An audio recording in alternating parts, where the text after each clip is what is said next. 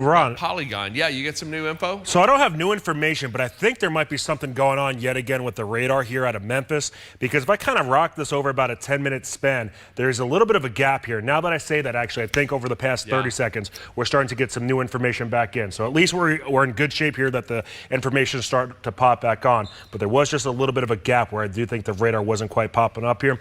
Worthwhile to note, though, the BTI on this is at a 4.0, so fortunately this has started to simmer down ever so slightly, but the tornado warning is still in place here for western portions of Cross County and over into Poinsett County. So sorry to talk over you, Ron, here, but just want to note that with the radar. Absolutely, and I tell you what, we're more concerned about giving you the latest and best information. So thank you for that, Eric. Appreciate it. But we were looking at this just before we hit the air. We've got decent circulation all throughout the atmosphere. Level 1, the lowest level, up to level 2, level 3, and even level 5 or level 4. So we were looking at this at multiple layers of the atmosphere, and there was distinctive rotation throughout. So right now, National Weather Service issuing the tornado warning.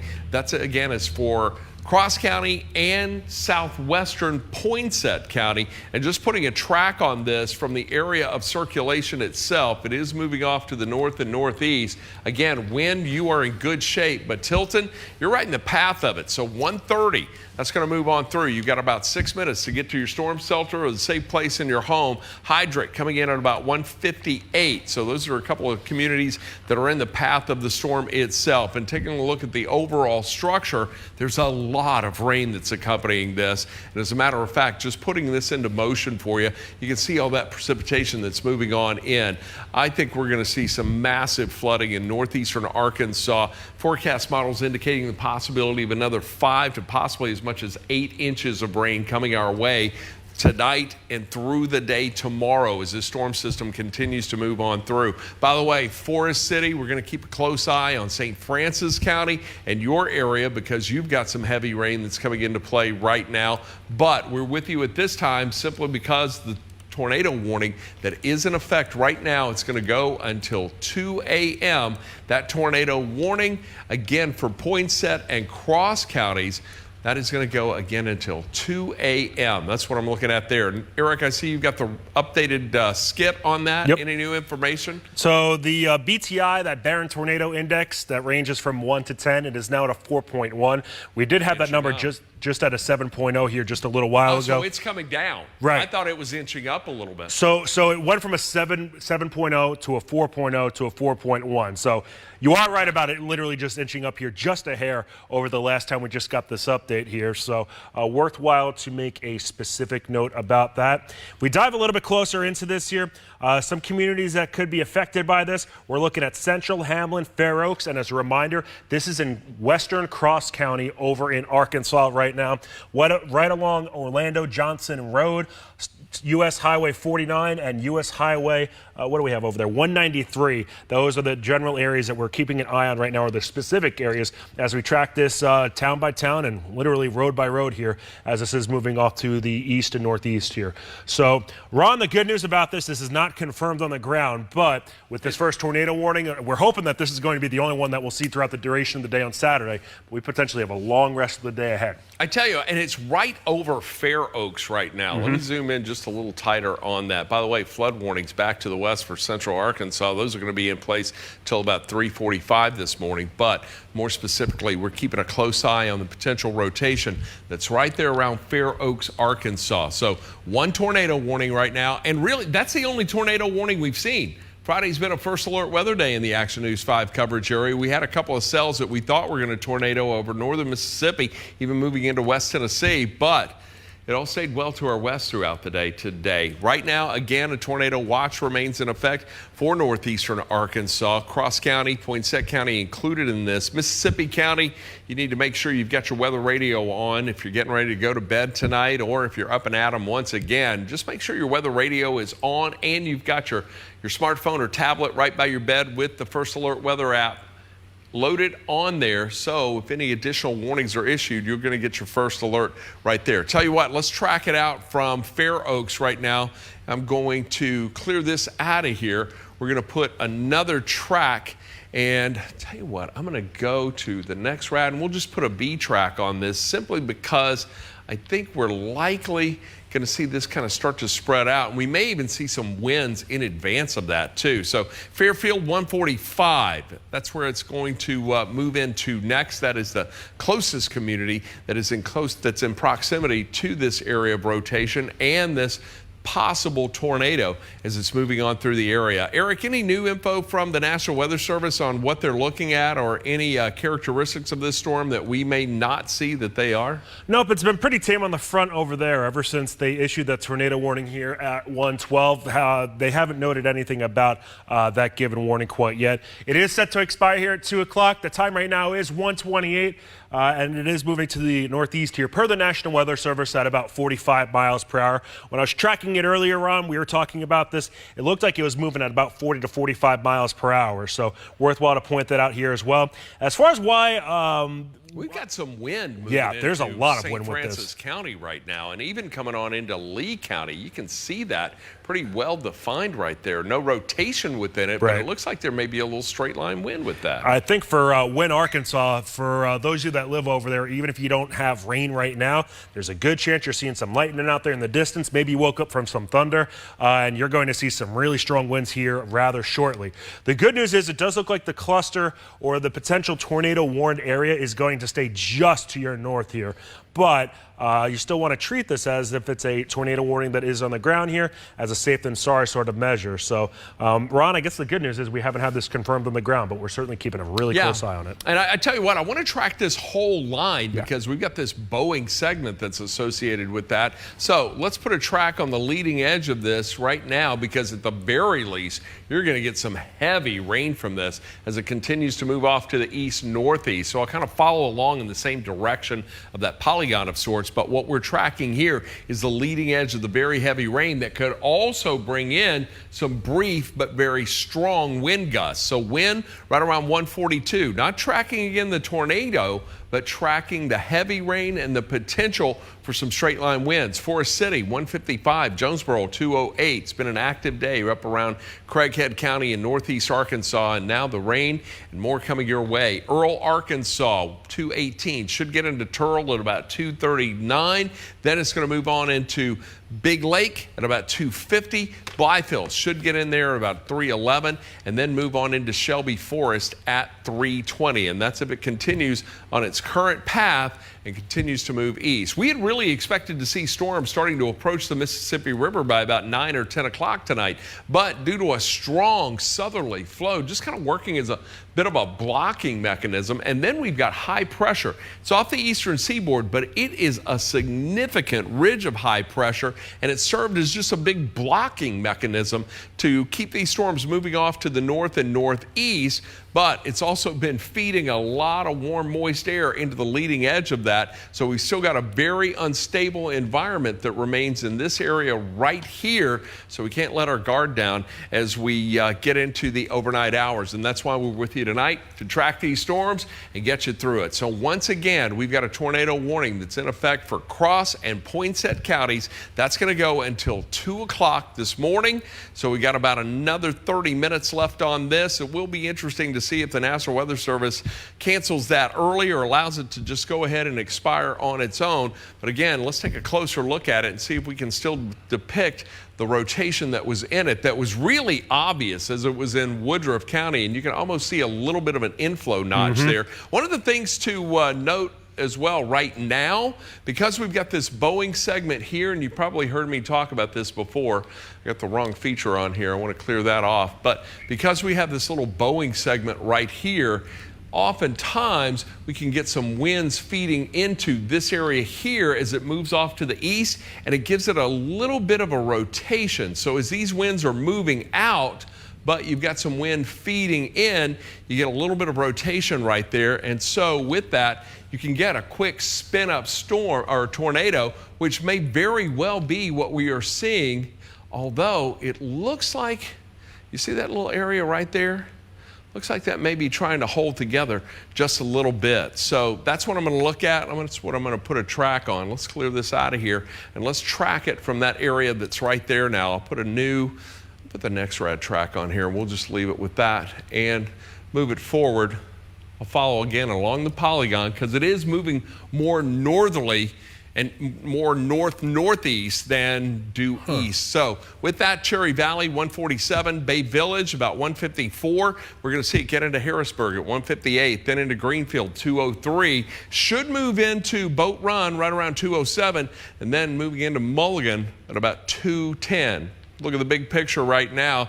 The area that we're really watching currently and closely is really northeastern Arkansas, and that's where we have seen copious amounts of rainfall today. And now all of this is going to make a push to the east. And look, today, Saturday, our final first alert weather day, but we may have a very long day to get through. Did I just see a severe thunderstorm warning that just went into effect? Yep. So, yeah, now we've got a severe thunderstorm warning, and that is going to be, and that's a big polygon, and I think that's based right there on that wind. Are they mentioning straight line wind potential with this? So, Ron, that is warned. It's until 2:15 as you're popping up there right now, and that is for 60-mile-per-hour winds and sub-severe hail. Looking like nickel-sized hail is a possibility there. All right, so that's what we're looking at. Here's a look once again at the big picture. We were tracking those winds moments ago. So now severe thunderstorm warning. That goes until 2:15. Crittenden, Cross, Lee, St. Francis counties. I think we may see some of that wind make its way on into the Memphis metro as well as that continues to push to the east. It does look like it is moving in this direction. So Shelby Forest, you may be more susceptible to seeing something out of this. Northwestern Shelby County, with the storms that came through Wednesday night, early Thursday morning, has really been in a hot spot lately, but in close proximity to all the activity we've seen up around northeastern Arkansas. But we've still got a lot of storm ravaged areas in parts of West Tennessee and northern Mississippi from storms earlier this week. So this is what we're looking at right now. Our main concern at this time is the tornado warning that was issued by the National Weather Service, and that tornado warning remaining in effect until 2 a.m. But now we've got a severe thunderstorm warning also overlapping that. So the area of circulation right here, but the potential for straight line winds exists well north and south of that, and will push off to the east as it continues to move on into that direction. Eric, you're looking at power outages. Interesting. We've got 100 outages in Shelby County, but the real power outages are back to the west. Yep, and I got a report here that somebody has a family member that's over to the west side of Wynn, and that their power had gone out here. That's what made me pop this up to see exactly what we had for some of those outages here into St. Francis and Cross counties. And you've heard Chief Meteorologist Ron Childers talking about those strong winds that are moving from the west to the east right now with this line of severe thunderstorms that are scooting to the east right now into northeast Arkansas. A little closer to Little Rock, that's not really a surprise. That's where there are some more power outages where the winds have been embedded there over the past few hours, and really ever since prior to sunset for that matter here. So here's what we have going on here from a wide view of things. We're quiet yet again to the south of I-40 and to the east of I-55. So if you're in Shelby County, if you're in Fayette County, Hardeman, McNairy counties, all throughout northern Mississippi, right now it's quiet. I don't really think you have to worry about much, at least over the next couple of hours here. We'll note as we do start getting a little bit closer to sunrise, and especially after about 10, 11 o'clock in the morning, that's when you really want to start to monitor things here as far as the severe weather potential goes. With all that said, if we turn around and see what we have for this skit number right here, the BTI, or that Barron Tornado Index, it is at a 3.9. The hail size, we're looking here maybe at about 3/4 of an inch in diameter, so nothing too terribly big. And only about a 20% chance of hail. But Ron, we did just actually get a new tornado warning that includes Crittenden, St. Francis, Cross, and Poinsett counties here. And that looks to be moving off to the northeast here. I'm going to imagine about 50 miles per hour, and that it is to the northeast here at about 50 miles per hour. So the box I want you to keep an eye on here, let me turn some of this information off here. This is the new box that's starting to pop up here. It does include Wynn as well as Earl, and not West Memphis. While it does include Crittenden County, it doesn't specifically include the city of West Memphis.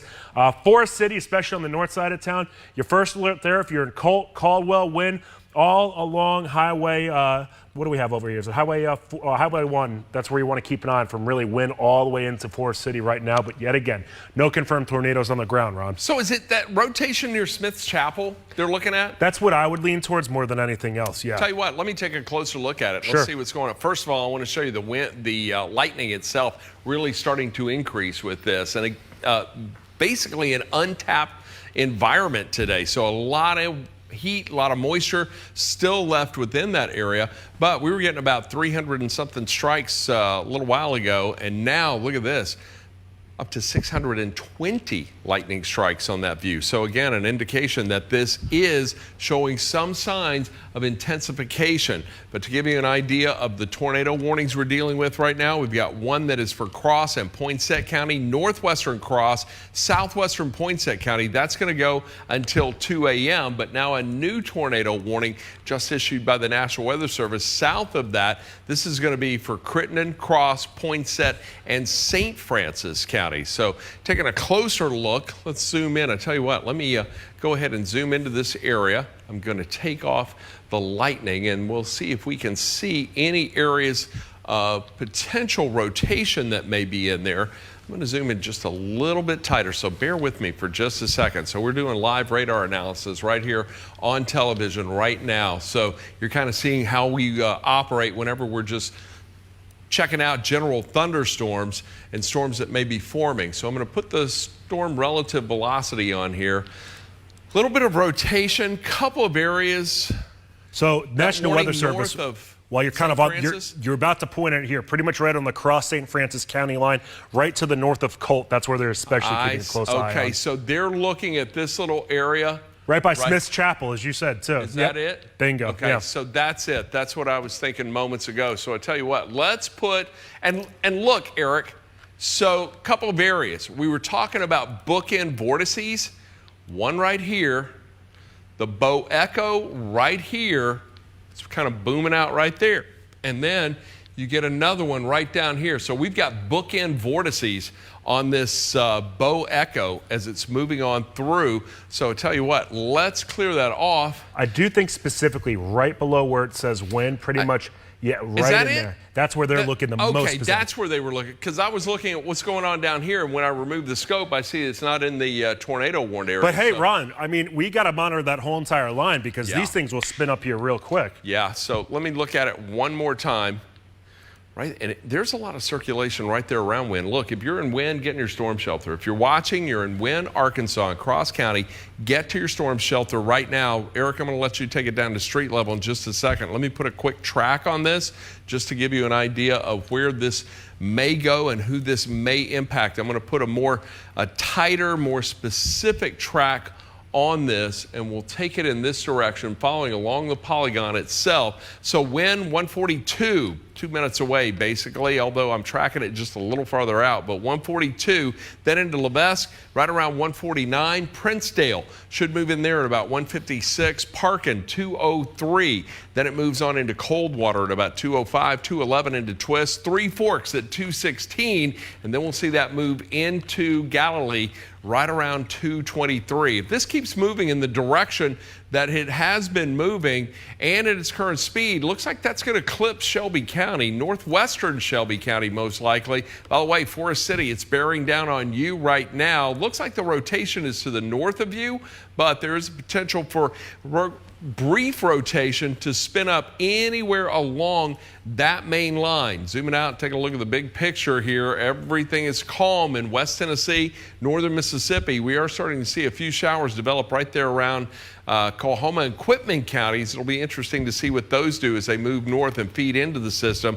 But at this time, 2 active tornado warnings, one for northwestern Cross County, southwestern Poinsett County until 2 o'clock. And then we've got the other tornado warning right now, primarily for Cross, Crittenden, and St. Francis counties. That is going to go until 2:15. So that's what we're looking at here. That is a look once again at the big picture. Eric, before I toss it back to you, I want to put one track to give folks in Shelby County an idea of when this line may be impacting us. So I'll track it from all the way down into the north and northeast. And if that occurs, probably, well, Forest Cities or Shelby Farms isn't showing up there, but Millington looks like it's going to get in there at about 3:18. So between now and about 3:55, we're talking about Earl, Turl, Marion, Blythefield, Millington, Covington, and Dyersburg. You're in for some very heavy rain and the possibility of some strong straight line winds that will be capable of doing damage. What kind of wind speeds are you seeing on that, or are you?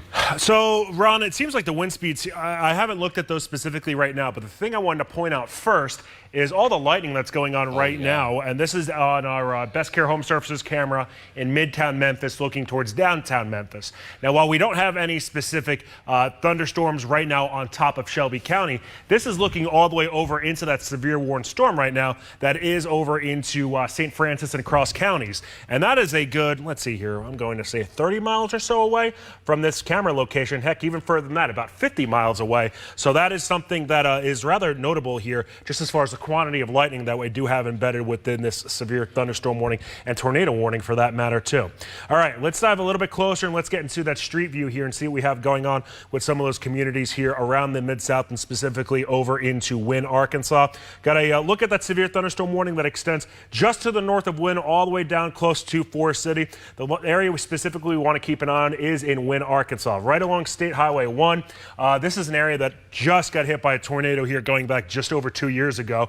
And obviously we don't want anybody to get hit by a tornado, but we still have to treat each and every single severe thunderstorm or tornado warning for that matter as if they are a tornado warning storm that is on the ground. Eric, the tornado warning for for northwestern Cross, southwestern Poinsett, they're canceling that. Copy so that. We're down to 1 right now, right there, primarily for moving right on through Cross and St. Francis counties. That is obviously a great thing to see, Ron. Yeah. So there you go. You can see it really just between Colt and Wynne now, it looks like. That's where the potential emphasis is. Notice as far as these greens and these, the green, once you start seeing these really bright greens, at the least here, we have some very strong winds near Fitzgerald's Crossing roads, County Road 647, State Highway 1. State Highway 1 extends all the way from Wynne, Arkansas down into Forest City here. So that is certainly a road that has its issues when it comes to tornado warnings in the past. As far as the shear rate goes, it does seem like we have a little bit of spin in the sky.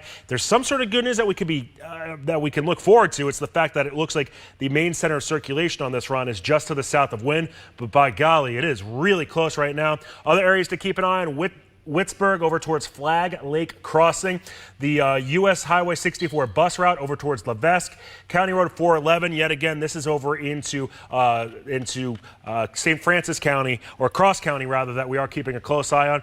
Looking down the road here, Parkin and Earl. Make sure you're in that safe spot. Make sure you know exactly where that is because you are in this tornado warning and this is headed in your direction. Ron, right now that BTI number is a 3.9, so the number's been fluctuating here right around a 4 right now. But as far as where we have that line originating from, it's not right at that center of circulation, so it's possible it could be just a touch higher right in the middle of that circulation. And look, folks in Wynne, Arkansas, still storm weary as a result of the storms that moved through there March 31st, 2023. So we're tracking storms now in close proximity and once again moving through Cross County. The lightning is really something else on there. I'm going to put the home view on here just to take some of that lightning off, and I want to put a track once again on the main line. So just to bring you up to speed quickly, we've still got 1 tornado warning in effect. That's going to go until 2:15. Crittenden, Cross, Poinsett counties, you're included in this again until 2:15. So we're watching this very closely right now. As Eric mentioned, no confirmed tornado on the ground and no debris signature with this as well, or at least that ball signature. But you know what I am seeing right here, Eric? Right there around Forest City, that may be sending a little something aloft due to the strong wind that's in the area. So we may see some branches or leaves or what have you, some sort of non-precipitative something in the atmosphere there. Worthwhile to note, Ron, the National Weather Service just agreeing with what we're thinking here as far as strong circulation going on just on the south side of Wynne. Okay, and there I'm seeing it really well. Let me clear this off one more time, and I'm going to zoom in just a little tighter too, and we'll put another track on that. So there it is right there. There is that tight rotation. You can see it right there. just over Wynne, Arkansas. And really, that's coming right through the town of Wynne right now. Let me zoom in, take a closer look at that, give you a better idea of where that is going to go. Eric, you had it right down to street level. That's pretty impressive. That's getting ready to cross Highway 64. So I'm going to put a track on this from that area of circulation and rotation. We'll take it in this direction. That's going to bring it into Lebesque at about 150, then into Witzburg, right around 150 as well. So Lebesque, Witzburg, you're on track to get the very least a strong gust of wind, but the possibility of a tornado coming right between you or possibly impacting one or both communities. Then Riverfront 154 should move into Princedale right around 156. You've got an interesting look. I'm looking down on, I have Eric's monitor down just below the one I'm looking at right now. That's an interesting look on that you have there. And I think that may be due to, again, just kind of that rotation within it. And you want to that is clearing that out. You want to know one thing that's actually really good, I think, for us to talk about right here, Ron, out loud? The fact that there's nothing in between the radar site and where this is warned right now. So this is a straight shot with the radar going right into this here. So nothing is going to convolute what that's going to look like as far as that view goes. So as far as what we have going on with that Doppler radar here across the Mid-South, yet again, along 55 and to the east. So let's just count off Shelby County within that. I know it slices through the middle of Shelby County, but it's just easier, honestly, to say it that way. And heck, let's just say this. East of the Mississippi River, right now, you don't have any sort of warnings. You might see some lightning out there in the distance. I say no warnings, which is true, but there is still that tornado watch that is around for Lauderdale and Dyer counties, and that is until, Ron, do you remember off the top of your head? Did we just get visual confirmation on this? Look, I just got a new polygon. Let me show you this. So whenever we see a polygon that is red with a white outline, that's we have an observed tornado. So we do have an observed tornado. Did it go through Wynne, Arkansas? That's what I want to know. So because that circulation was right there on Wynne. But whenever you see a red polygon outlined in white, that's an indication that that is a confirmed tornado. There are either storm spotters in and around that area, or if they've gotten confirmation from law enforcement or someone. So let's put another track on this. I'm going to do it this way, and then I'll track it from Wynne, really. And we'll go to the north and east, follow along that polygon. So again, Lebesque 153, Parkin 204, should get into Coldwater at about 209, then moves on into Earl at 213, Boat Run 220. It'll get into Crawfordsville 225, Mark Tree 231, and then we'll see that move into Marion. I'm going to back out just a little bit because I want to track this entire Bow Echo as it is moving on through with the confirmed tornado right along the leading edge. So tell you what, let's track it from its area of most intense precipitation all the way down to the south. We'll track it off to the north and northeast, and I'm just going to move it along I-40, all right? So, or just along and north of I-40, right around the Memphis Metro. So Forest City, 150. You're going to get some very strong wind, very heavy rain. Then Earl, 214. Turl, 234. Should move into Marion right around 251. Blytheville, we'll see it come in around 311. Then moves into Covington at 333. Raleigh at 339. And then into Dyersburg at 358. Something to keep in mind. Cross, Poinsett counties, as well as Mississippi County, Lauderdale and Dyer County still under a tornado watch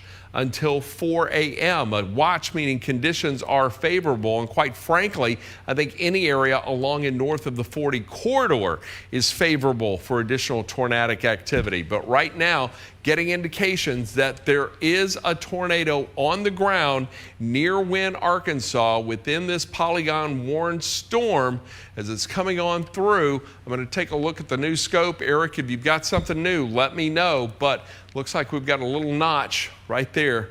I'll draw it out for you. It's whenever we see these red and green polygon or red and green pixels coming together, and the strongest area of rotation is right there. So with that, let's track it off. Hey, Ron, I think the radar might be skipping again a little bit. You think so? Yeah. Is that on yours or mine? I'm getting a pretty good live view, I do believe. Then hopefully it looks like your radar's matching mine right now. I took the Little Rock view, so okay. Go ahead. All right, so here are the communities in the path of this. Lebesque, 152. Then it's going to move into Princedale, 157. Parkin, 203. Coldwater, 208. It will move into Earl right around 212.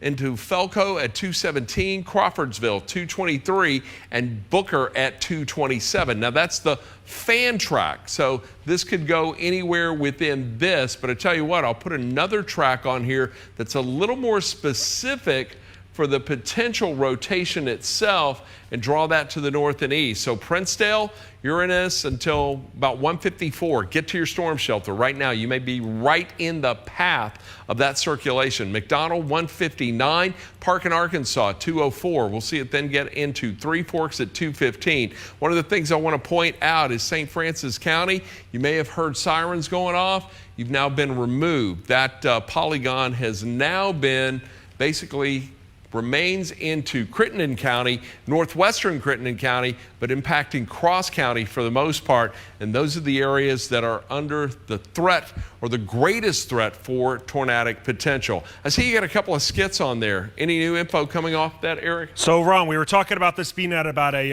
4.0, either side of a 4 as far as that BTI number goes. Right now it is at a 4.9 here. It's worthwhile to point that out. Wouldn't be surprised if there is some hail that is embedded within this, and the storm top here is about 37,000 feet. So this is certainly an extremely tall storm. Let's dive into this and give you some towns here as far as the street view level goes. Certainly want to dive a little bit closer into this here. So this is looking along State Highway 64 through Cross County, Parkin, Smithdale, a little bit closer look here. We're looking at Wilson Street, River Street, over towards Sterling Street, State Spur 75. A little bit further to the northeast at County Road 449, State Highway 75 here, Love Place, County Road 449, County Road 425, Watson Road over towards Norvell. And Earl, you still have a couple of moments to sort of get your act together, make sure everybody gets into that safe place, and you want to do so now, as this storm is a tornado-warned storm, and it is headed towards at least your general direction, and you want to treat this as if this is headed towards your specific direction. National Weather Service noting that it has that considerable tag on here, but I believe that's just basically giving us confirmation that it is actually on the ground. Yeah, absolutely, and there is the potential for damage as this moves on through. But look, I want everyone to know, if you are within this polygon for the severe thunderstorm warning, the potential for a tornado is possible there as well. And again, that severe thunderstorm warning, that is going to go, let me get outside that flood warning track, but the severe thunderstorm warning for Craighead, Crittenden, Cross, and Poinsett counties, each and every one of these counties and the community within them need to know that a tornado is possible with little or no notice as this moves on through. I still think straight line wind is really the greater threat with this, outside of Wynne, Arkansas, where we have the visual confirmation, but you can kind of see that well-defined punch. And I think what we're getting is that jet stream coming in out of the north, and those surface and those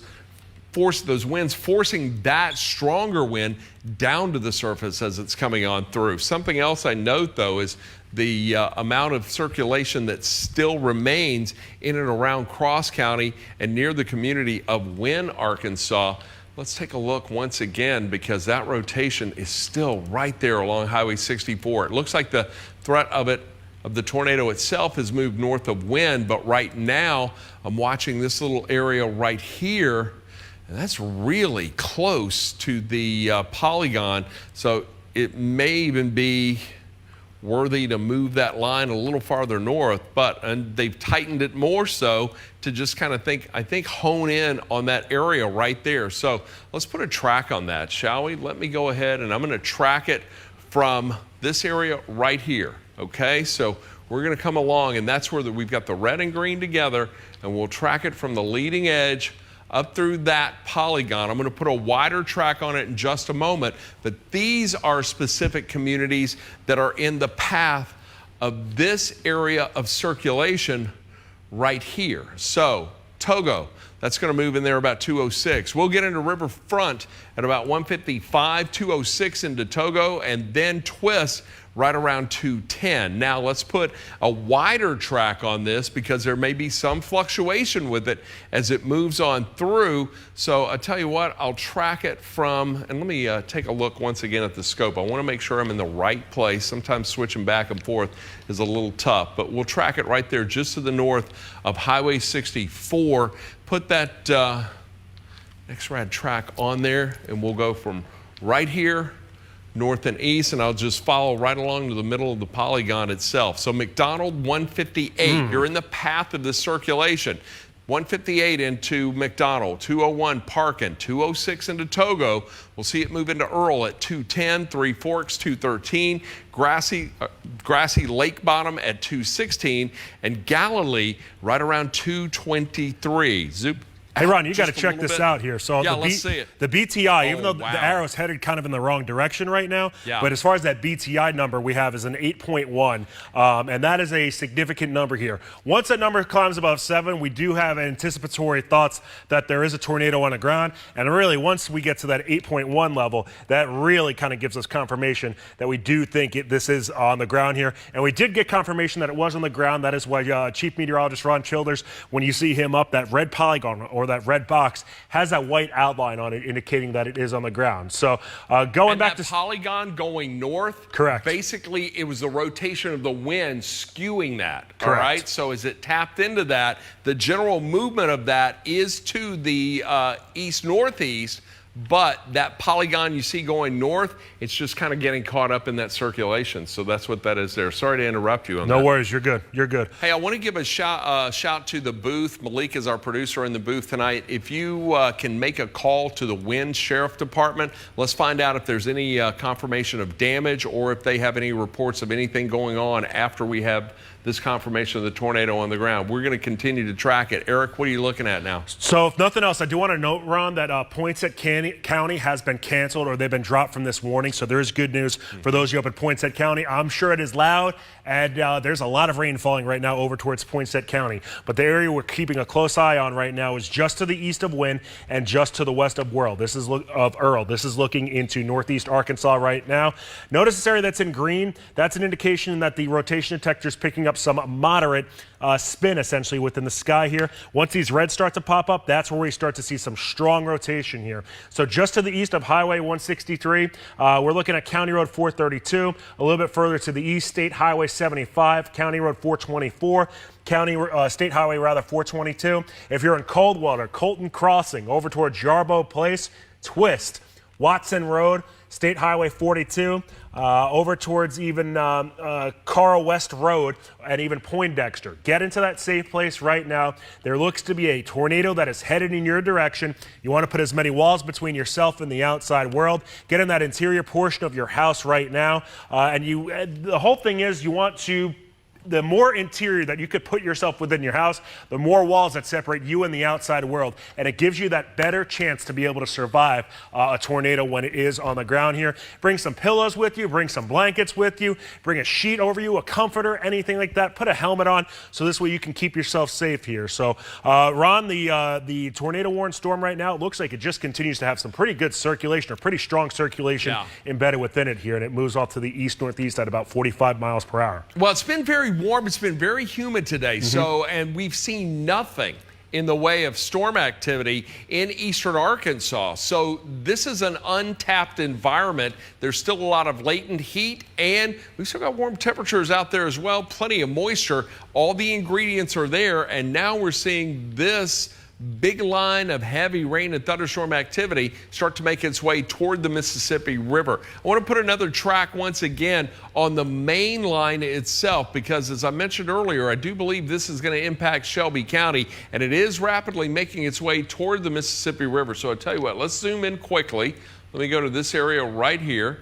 We'll zoom in. I'm going to pan it over just a little bit and just give me a little more room to not only track but to display the path of the track itself. So I'm going to track that whole line at about 45 to 50 miles per hour, and I'm going to take it all the way down. We'll move it in this direction. Still looks like it's going to clip northwestern Shelby County. So Shelby Forest, Millington, you're still within the path, but more specifically right now, 218, it gets into Turl at 235. Heavy rain at the very least, some strong wind with this on the leading edge.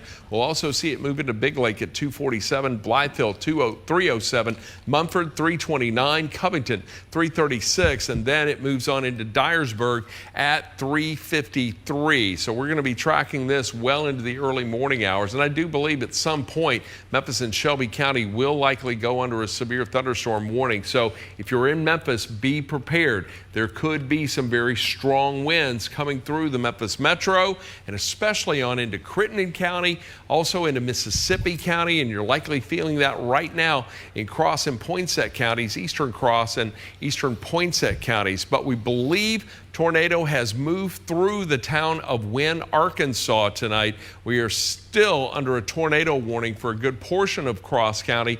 That's going to remain until 2:15. So Crittenden and Cross counties, tornado warning until 2:15. If you're in the path of this, I want you to get to your storm shelter. Lowest level of your home, do it right now. Don't watch the television, turn the volume up and get in your storm shelter if you want to, and then we'll continue to track this and keep you updated verbally as it moves on through. But the most important thing right now is your safety as this line comes in. And it looks like, wow, that is just really continuing to intensify right here, Eric. Let me go ahead and just track.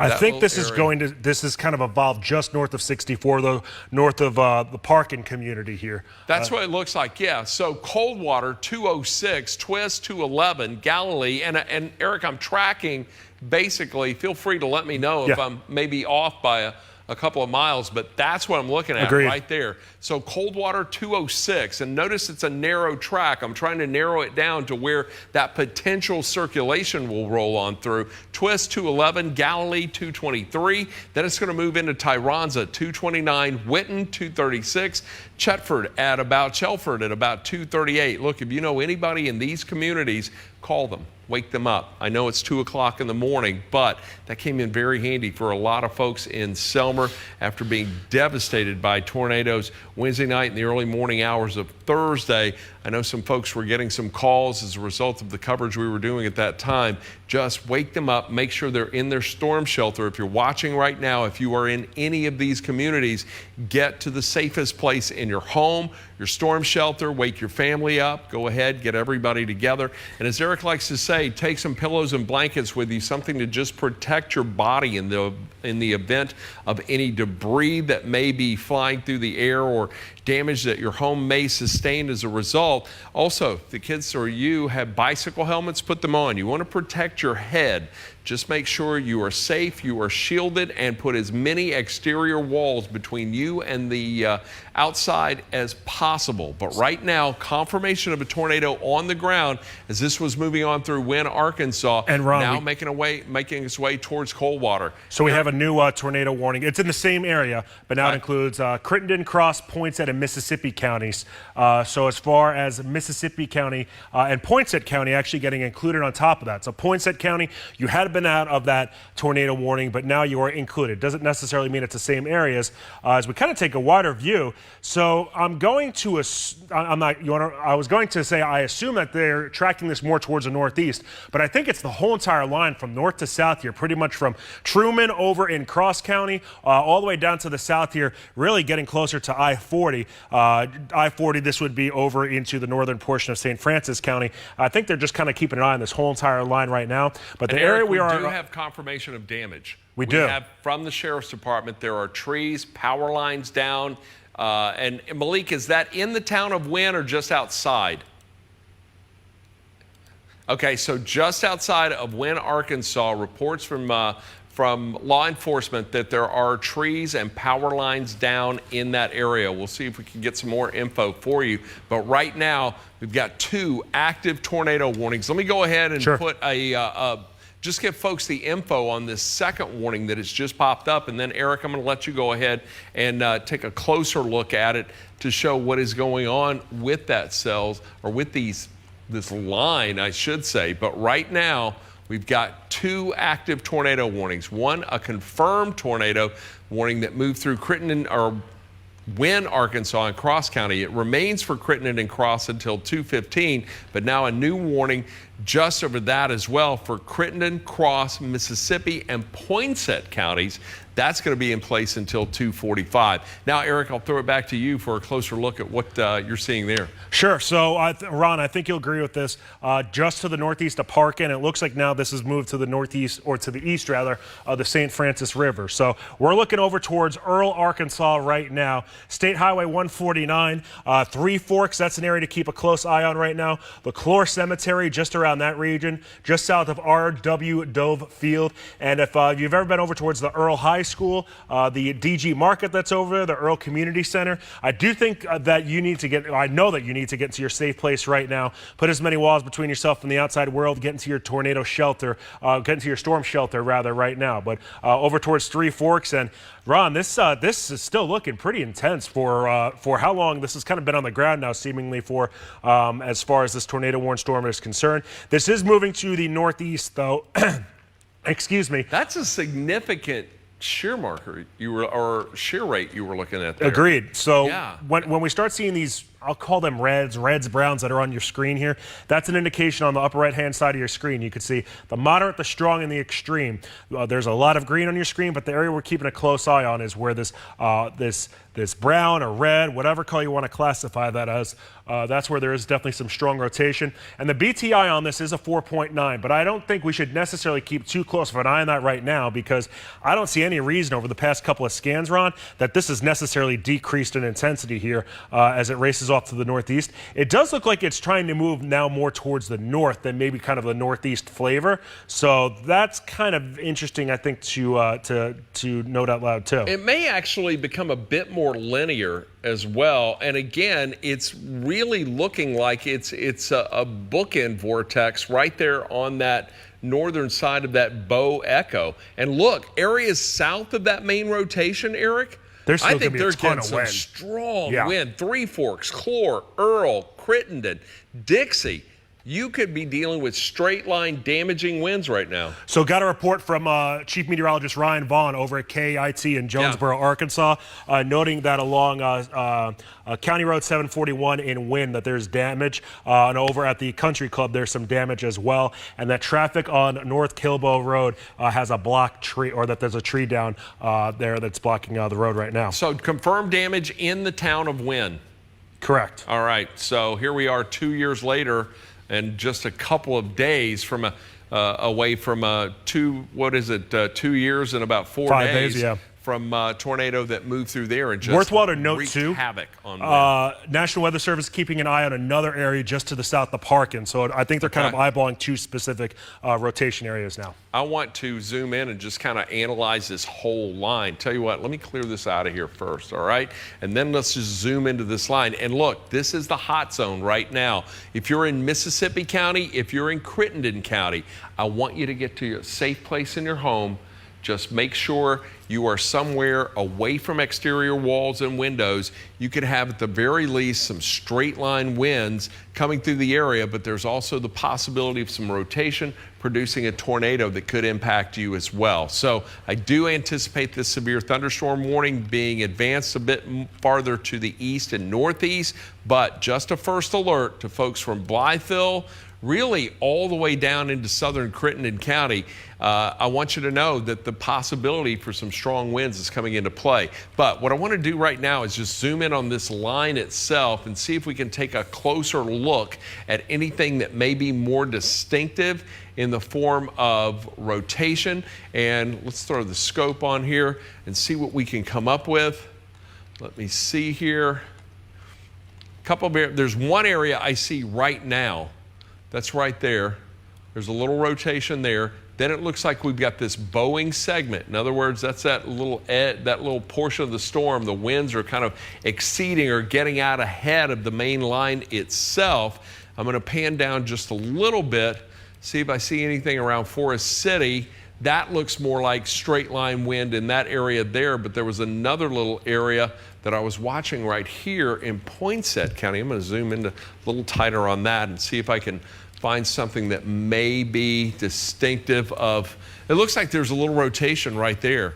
Yeah, let's take a look, and I'll tell you what, let me switch over to the velocity right here and see if we see a little, there is something, and it's just outside, not sure what happened there. Can we go back to my first alert Doppler radar, guys, on max 1? Can we go to back to max 1? What happened there? Oh, there we go. For some reason, Eric, I'm going to toss it over go to for you. it. Let's go, Ron. For some reason, my computer reset itself. So now we have a shear marker that's popping up just to the north of Coldwater right now. Worthwhile to note, got a report from the National Weather Service saying that there's damage now reported by a ham operator, radio operator in Wynn as well as Fitzgerald Crossing. And now there's a new tornado warning that is in place for Crittenden, Poinsett, and Mississippi counties. We are keeping a close eye on that right now. If we turn around and see what we have going on for that specific warning, wow, now we have those 3 warnings that are around here for portions of, yet again, Crittenden as well as Poinsett, Cross, and Mississippi counties. So this is definitely a whole entire line that we're keeping an extremely close eye on right now. As noted, we have what is known as a shear marker that's popping up here to the northeast of Wynn near Coldwater. So that's a potentially dangerous situation here right along the St. Francis River. So the area that we're keeping the closest eye on right now is just north of Earl, Arkansas. If you know anybody that's over towards Three Forks, the Lunsford Farm, further to the north here, over towards the Black Oak Baptist Church, Mid-South Clean Machine, those general areas, you need to get in that safe place right now over towards Poindexter and further up the road on Highway 149 as we get a little bit closer to Mark Tree, Arkansas. So that is an area we really got to keep a very close eye on right now as this storm and the cluster of showers and storms is racing up to the northeast here at about 45 miles per hour. So, Ron, as far as these storms go, they certainly do seem to be packing quite a punch here, and we have had that confirmed tornado on the ground. All right, so look, meteorologist Patrick Ellis just got back into the building. He and I were having a brief conversation. Patrick, I think you're going to jump into the first alert storm tracker right now. He's going to try to move in that direction, Eric, toward Wynn, Arkansas. Be safe, buddy. We've had confirmation of damage in that area.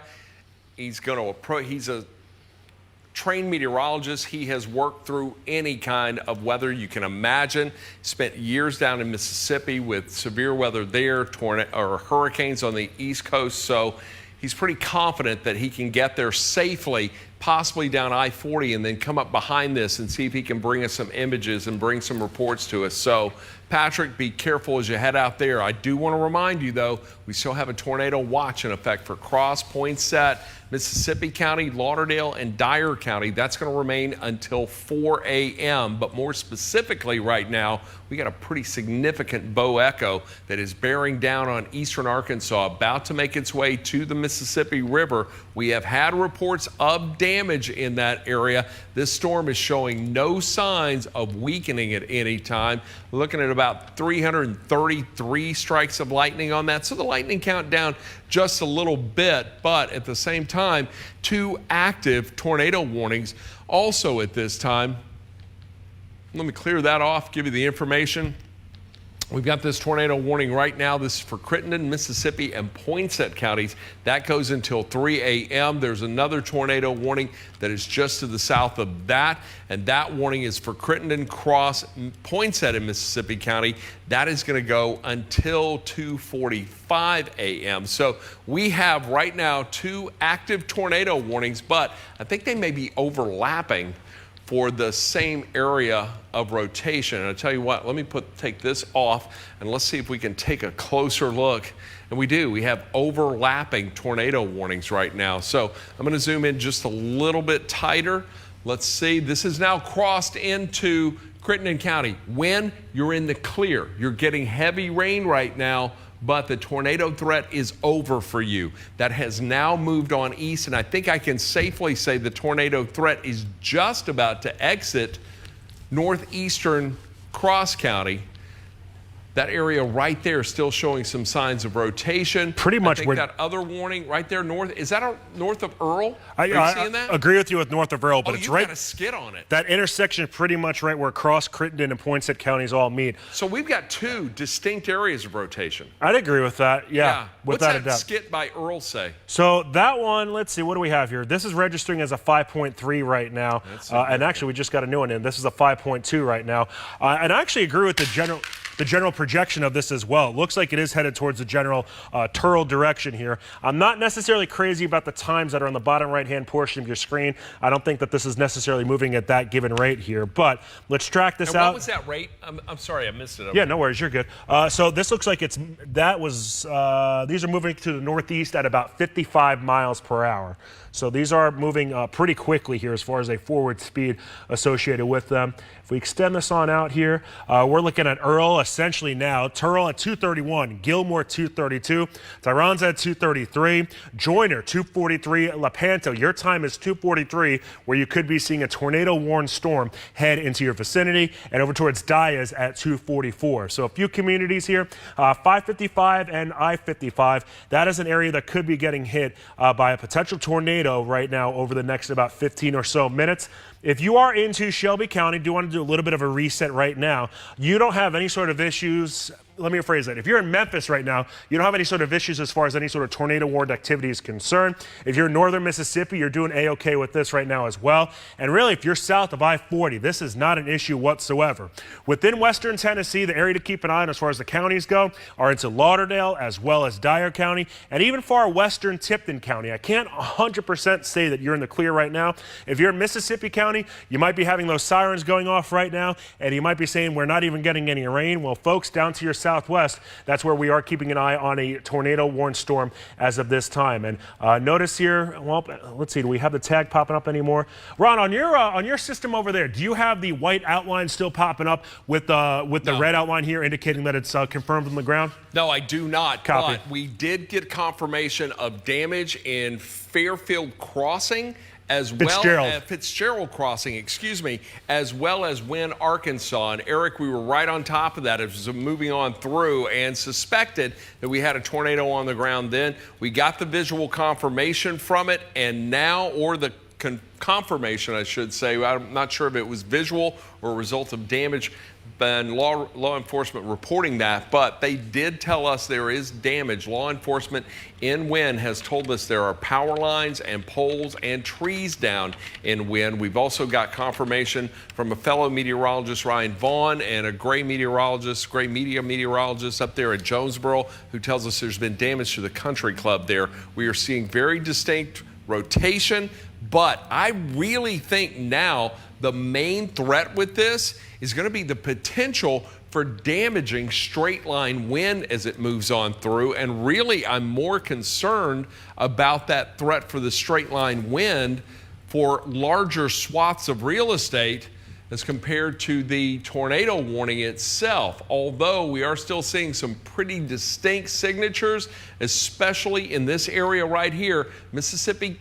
We got to keep an eye near Turl. That's moving on through. What was that? I think we got to keep an eye near Turl right now. Yeah, we do. Are you zoomed in on that? Yeah, I'm zoomed in. Yeah, let's take a look. Sure. Let's see what you got. Sure. So, Ron, the area that's kind of catching my eye right now, I want you to see how there's a bright green spot right here. That is an area, and especially, too, how this has this little bit of an inflow notch. That's where we got to keep a really close eye right now. What are the streets over there? Can you give us that real quick? Sure. Let's dive into it. So we have State Highway 42, County Road 26, over towards Macedonia Road, Eureka Street, Stacy Road, Gilmore Road East, Gilmore as a whole, Stacy as a whole, Baker Road, a little further to the north, the Poinsett County Line Road, right along US 61, pretty close to where US 61 and I-55 start to jut a little bit to the west. That is an area you want to keep a close eye on.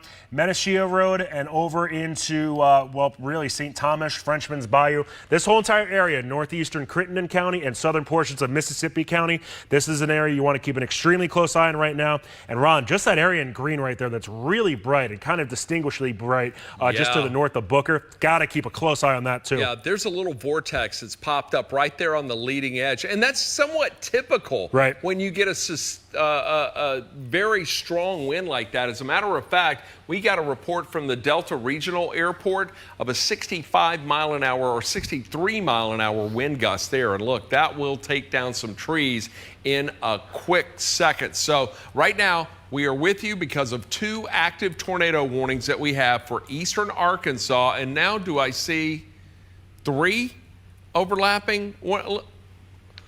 So National Weather really Service, they just issued a new severe thunderstorm warning here, and actually includes Shelby County, as you see that pop up. And we expected that to be, let me clear that out. All right, so Shelby County, we are under a severe thunderstorm warning. There will be damaging wind, potentially damaging wind. Let me just put a track on it real quick, and then we're going to go through the times on this that are expected to move into Shelby County. So Turl 228, strong wind coming your way, could be possibly 60 to 65 miles per hour. Then into Clarkdale, should move in at about 231. Marion 240. Then we'll see that move into Shelby Forest at 248. That was the one we were looking for. 248 Shelby Forest. There's your first alert. Drummond's 259. Millington 304. Atoka 312. And then Covington 322. Right now it looks like the strongest wind will stay along and north of I-40, but the potential for some damaging wind coming into Shelby and Crittenden counties is very distinct right now. So clearing this out, let's give you an idea of the tornado warnings we've got in effect. We've got one right now that's in place. This is for Mississippi County along and west of Interstate 55. That is going to be for Crittenden, Mississippi, Poinsett counties. That's going to be in place until 3 a.m. There is one just to the west of it. So it's 2 active warnings, Crittenden, Cross, Mississippi, and Poinsett counties. Threw me off a little bit there as we were looking at those overlapping polygons. But here's what we're looking at right now. So we've got 2 tornado-warned storms, one. And I think they were picking up on this rotation that's right here on the back side of this. That's an interesting location. But, Eric, you've even got a shear marker back there, too. So I'm looking at this area here. What are you seeing? I think that's an old shear marker. I don't think it's kind of recycled itself out quite yet. And because that's really not in the place that we would see something like that. But I would be willing to bet there is maybe some upper level rotations within that, but really the main area of concern is going to be on this leading edge. Let me zoom in just a little tighter here. I want to take a closer look at what's going on with this tornado warning. And this area right here, wow, we've got a well-defined swirl in here. So here's what we've got going on. This whole thing is moving off to the east, all right? There's a strong south wind in advance of it. And then as this is moving east, some of that wind is getting wrapped back around within this. And I think that's why we're seeing some circulation here. We're still seeing a little bit back here. It is just a mess of wind that's moving on through southeastern Poinsett County, northeastern Cross County, and really impacting a good portion of western northern Crittenden County as that comes on through. Let me clear that off. I've got a lot on there. I'm going to use the scope here, and let's see, because I'm seeing a pretty little distinct area. I was looking at that area right there. Turns out it's more right here. So let me draw that out. Let's throw that on right there. I'm going to move the scope off of here, and I'm going to track. Let me move that out.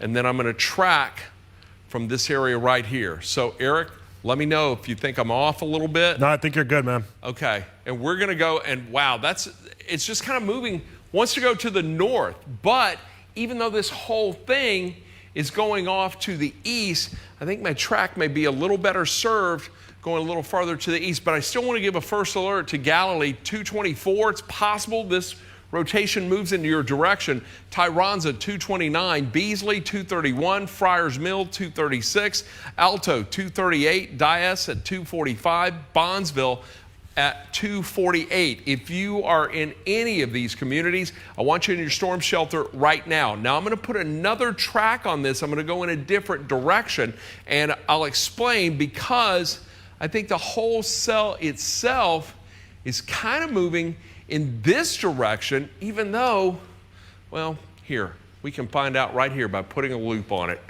It's moving, that's moving east.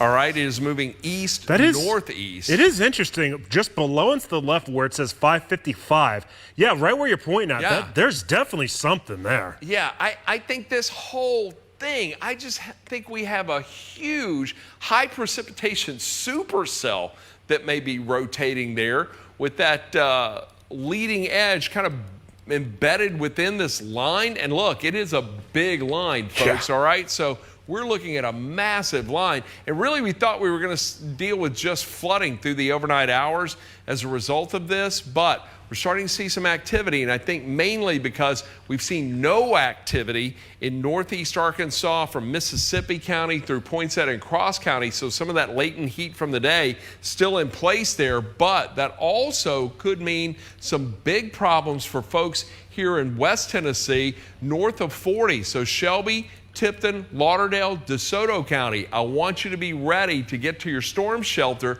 quickly, or just be in the safest place of your home. Maybe a good time to wake everybody up and say, hey, let's get up, let's watch these storms, track them, and once they get close, make sure everybody is together and in the safest place in your home or together in your storm shelter. Many of these counties have storm shelters, community storm shelters. Maybe a good idea to start heading there right now as that gets ready to move through, and especially more primarily for Lauderdale, Tipton, and northern Shelby County. So I want you guys to stay very aware as this continues to move through, but I do think we've just got a huge area of broad scale rotation with some other little spin ups that are just kind of occurring right in and around this area. So that is something else, very unique and distinctive view there. We've seen a lot of very interesting radar signatures over the last couple of days as a result of storms moving through the area. But just to give you an idea, once again, let me clear this off. The area of concern right now along and west of the Mississippi River, Memphis and Shelby County included in this. We are under a severe thunderstorm warning right now. I can't rule out the potential for a tornado warning being issued for Shelby County. We are down now to one tornado warning, and that is going to remain, I do believe, until 3 o'clock. So tornado or 2:45. So Crittenden, Cross, Mississippi, and Poinsett till 2:45 for the tornado warning. But the severe thunderstorm warning encompassing quite a few communities and counties, Lauderdale, Mississippi, Poinsett, and Tipton County, as well as Shelby County, that's going to go until 3 a.m. right now, and it is all due to this line of storms that's just really starting to make its way in. It is beginning to look a little messier and a bit more broad scale in rotation, Eric, as I'm checking that out, but there are still some pockets, and I can understand the justification for the tornado warning right no here. doubt. But I'm really more concerned about the threat for the straight line wind that's really right along the leading edge of this, and from right here just along and west of 555 to the east or to the west of 55. That's just now crossing in northern Crittenden County. So some very strong, potentially damaging winds from Turl through Clarkdale down to Marion, and even a little farther west back into just to the west of Joyner. That's moving in your direction right now as well. I'm going to put the big view back on here. Eric, any distinctions that are catching your eye at this time? We've got about another 15 minutes left on that tornado warning. So give me 1 sec, Ron. I just popped up an Arkansas Department of Transportation camera, and I'm going to pop it up here behind me momentarily. Hey, Malik, I want you guys to also pop up Patrick's shot once he gets on the road and gets going too. Patrick's on the road, so I have him up in this monitor that you can't see right over my shoulder here. Okay, he's on I-55. He's just near the 55-40 split right now. But the thing I want to pop up here, Ron, and I want you to take a peek at this as well. This is what it's looking like right now along I-55. I believe it was milepost 17 or 19. I can't remember off the top of my head, but you can certainly see quite a bit of rain. Looks like a lot of people are taking it slow out there, and the winds, from what I can see, they've been moving around pretty good. good. A whole heck of a lot of lightning that is around right now, too. The other thing I want to pop behind me right now, and this should be meteorologist Patrick Ellis in the First Alert the Comfort Dynamics First Alert Storm Tracker here. He is right now, I believe, on I-55, just north of the 55-40 split. You can see him on the right side of the road right here, moving up to the north right now. And I wouldn't be surprised, Ron, he's going to be pretty much embracing this rain and the strong winds here in the matter of just a few miles, because if he just got past that split, let's just say he's going 60 miles per hour. Right now, he's about 6.5 or so miles away from where that thunder and light or where the actual storm is. And notice, too, that lightning that's out in the distance. There's a lot of it. And I want to point something out here. I'm going to zoom out and take a look at the big picture because I know what we're looking at now, all right? We have a meso-low. It's basically a low-pressure system that is just riding along a boundary that's draped just to our west. I'm going to zoom out just a little bit so we take a look at the big picture. We're going to lose some radar data, okay? But today we have had basically and I want to draw here, all right? So there's been a boundary that's just been right here throughout much of the day today. That boundary, the northern portion of it still remains there, but the western portion of it getting a little closer to the Mississippi River, and we've seen these little low pressures that have been developing along it, and right now, that's what we're seeing here. And low pressure, the air around a low pressure system, I've got too much on the screen, but the air around a low pressure system travels in a counterclockwise fashion. So that's why we're seeing that broad scale rotation. And then we get these little vortices that develop within that low pressure, that meso-low, as it tightens up a little bit, a little closer to the surface. That's what we're seeing come through. But we've already had confirmation of damage as it came through Cross County in wind, damage to the community center there, and we've had some reports of trees, power lines, and poles down. That comes to us from law enforcement and from meteorologists that are within the area right now. But that's a big scale of the picture. But look, there's still a lot of rain that's going to come in here, and it's all going to eventually move off to the east. This is our final push of storms. This is going to go well into the day on Saturday, so it's going to be another long and stormy day, but this is the final round for us as we get this entire system finally out of here. It has been relentless and just plaguing the Mid-South throughout. But right now, we have one active tornado warning. That's going to remain until 2:45. But we also have the severe thunderstorm warning. That is going to go until 3 a.m., and that is for Crittenden, Mississippi, Shelby, and Tipton counties. So until 3 a.m., damaging straight line wind along the leading edge of this as it moves on through. So that's what I want you to remain weather aware and just ride this out. It looks like, I think the low pressure center itself, I didn't want to go that way. Let me go this way. Because if you'll watch, and it's almost well defined. You can really, that's what we were seeing, Eric. That's the center of that low. Hey, Ron, if we could. There is a low pressure center right there. It's ejecting north and east. And that's what we're seeing right now. Hey, Ron, if we could, I don't think it's a bad idea to take. We're not talking to him, but just as far as taking the Comfort Dynamics First Alert Storm Tracker, as far as the full shot here, because I've been keeping an eye on as far as the actual camera that is within there, and seeing that he's going up I-55, and I think he'll be hitting the rain here rather shortly. And you can see it's starting to pop up here on the windshield itself. I'd imagine the wind's also got to be cooking there pretty good as far as the velocity of it. And I know Patrick. I've been in a car with him before. He's a great driver. It looks like he's fighting that steering wheel a little bit too, so I wouldn't be surprised if the winds are strong. And that's what we were talking about. Patrick comes in and he wants to jump in the storm tracker, and I have to worry about his safety. So we had a long discussion about that. He is confident that he can approach that safely and come up possibly from the south of it. And then where is he? Is he on 64 or 40? So right now he is on 55. He's on 55. He's between Marion and Jericho. I think he's closer to Jericho than he is to Marion right now. All right. So he knows what he's doing. He's been doing this for a long time. He was jumping in cars and chasing storms when he was in college at Mississippi State. So he has more than 10 years of experience doing this. But it does get a little nerve-wracking watching Patrick Ellis drive in the First Alert Storm Tracker heading right into a storm and a potential straight line wind that awaits him just to his west. So we're going to watch closely. We'll keep up with him. In the meantime, Eric Brill and I tracking storms. Here we are right now. We are at 2:35. We still have an active severe thunderstorm warning. I see they've let the tornado warning go, but we can't let our guard down simply because there is still the potential for some redevelopment along that leading edge. But I am a little more confident in what I'm seeing. I tell you what, I'm going to go a little to the west here and see if I can pick up on the Little Rock radar from this. It should. Well, it's not going to let me do that. Hey, Ron, one thing to note. You got a better view on this? I don't have a better view on it, but I do want to note that Tipton, Haywood, and Crockett counties and as well as Gibson County have been placed under that tornado watch now until 4 a.m. Okay. All right. Good news. Good news. So no, they've been added. They've been added to Correct. it. Okay. So here it is right now. We still have Cross, Poinsett, Mississippi counties, Craighead.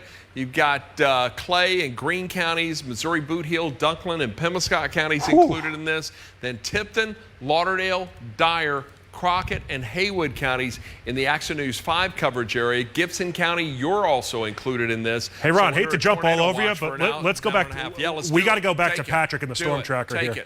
So I'm just watching him driving along here, and you can see the actual velocity, the wind on the road here, just blowing it from west to east here as he's moving along in the Comfort Dynamics First Alert Storm Tracker. Yeah. All right. I'm going to put, can we do it? We've got a double box going here. I tell you what, let me zoom in just a little tighter right here.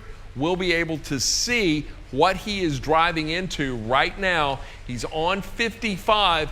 And there's a lot of lightning that is right there just to the north of him. So he's on 55 just north of Jericho, south of Turl. Okay, so he's in this area right here. Let me zoom in just a little tighter. Man, he went through a lot of lightning just a minute ago too. And now I don't see any lightning there, so that's why I think he's maybe up possibly north of it.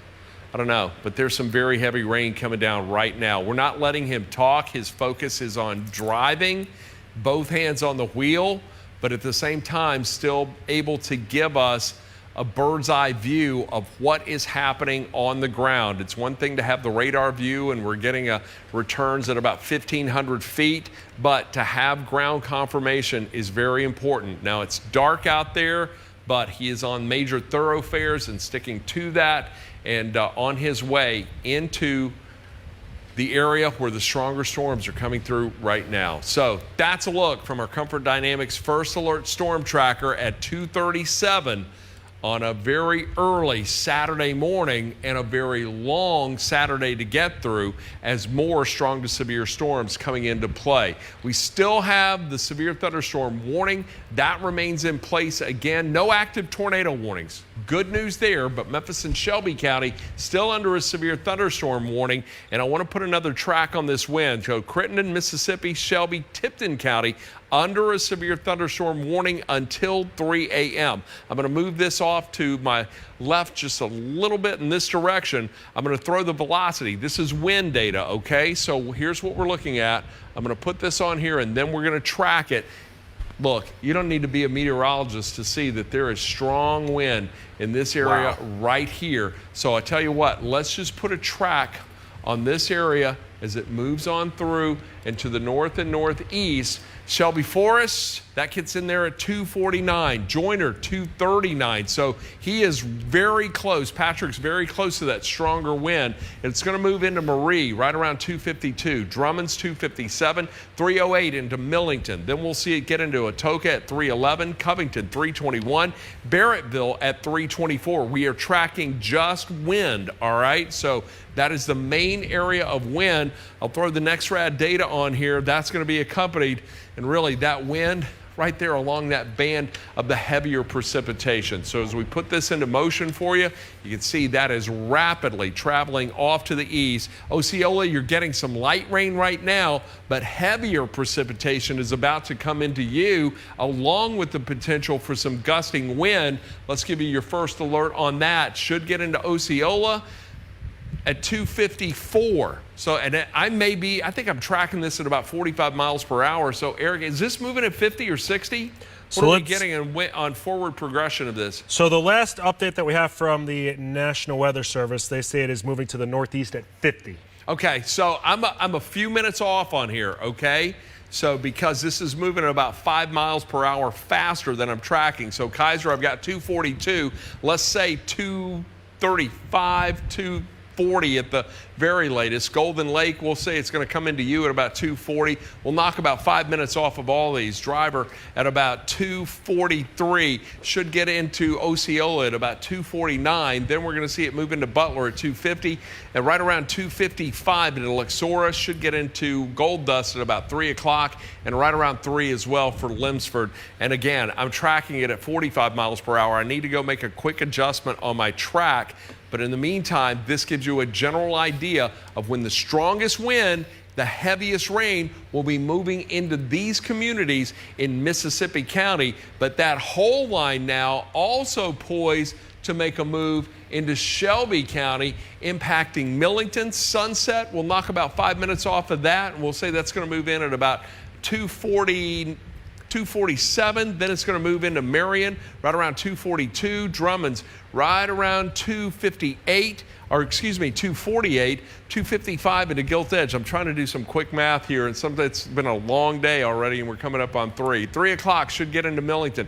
Brighton right around 309, then Covington at about 311, should get into Tabernacle at about 320. And again, I'm taking about 5 minutes off of each one because I'm tracking this at 45 miles per hour, but it's actually moving at 50. I'm going to go make a quick Yep, I got you, Ron. to my track. Eric, you're on it. So, Ron, I've been keeping an eye on just all the broad rotation that we have around right now, as well as meteorologist Patrick Ellis in the Comfort Dynamics First Alert Storm Tracker. I'm meteorologist Derek Brill. You've heard Chief Meteorologist Ron Childers here over the past few minutes talking about the severe thunderstorm warning that is in place for portions of the Mid-South, including Shelby County. This also does include Tipton, as well as Lauderdale, Mississippi, over into Poinsett, as well as Crittenden counties. You can see this area that's outlined in the gold or yellow coloring right now that is oscillating. It is blinking back and forth, and that's where that warning is right now. The area I'm keeping a close eye on is just near where Crittenden, Mississippi, as well as Shelby and Tipton counties all intersect each other here. And notice that red line that is on your screen here. That is what is known as a skit marker, and that usually gives us an indication how strong that this storm could potentially be. Notice the BTI number on this. This is a 6.5 right now, and that's on a scale of 1 to 10. Once that number starts to climb above 5, it really starts to draw our attention. And once that number climbs above a 7, that's usually when there is a tornado that is on the ground here. So while this isn't a tornado-warned storm, we want to treat it as if it is one right now. If you're over towards Munford, this is into Tipton County. Your first alert here, even if you don't see a tornado, you're about to see some very heavy rain, some strong winds, and that's going to be the case for Covington. Over into Butler, Wilson. This is now looking into Mississippi County, Howard's Landing, Black Cat, Golden Lake, Wilson, and off to the northeast here, now back into Lauderdale County, Oak Grove, Cherry, Fulton, all these areas. If I've called you out here, you're about to see some very strong winds that will be embedded.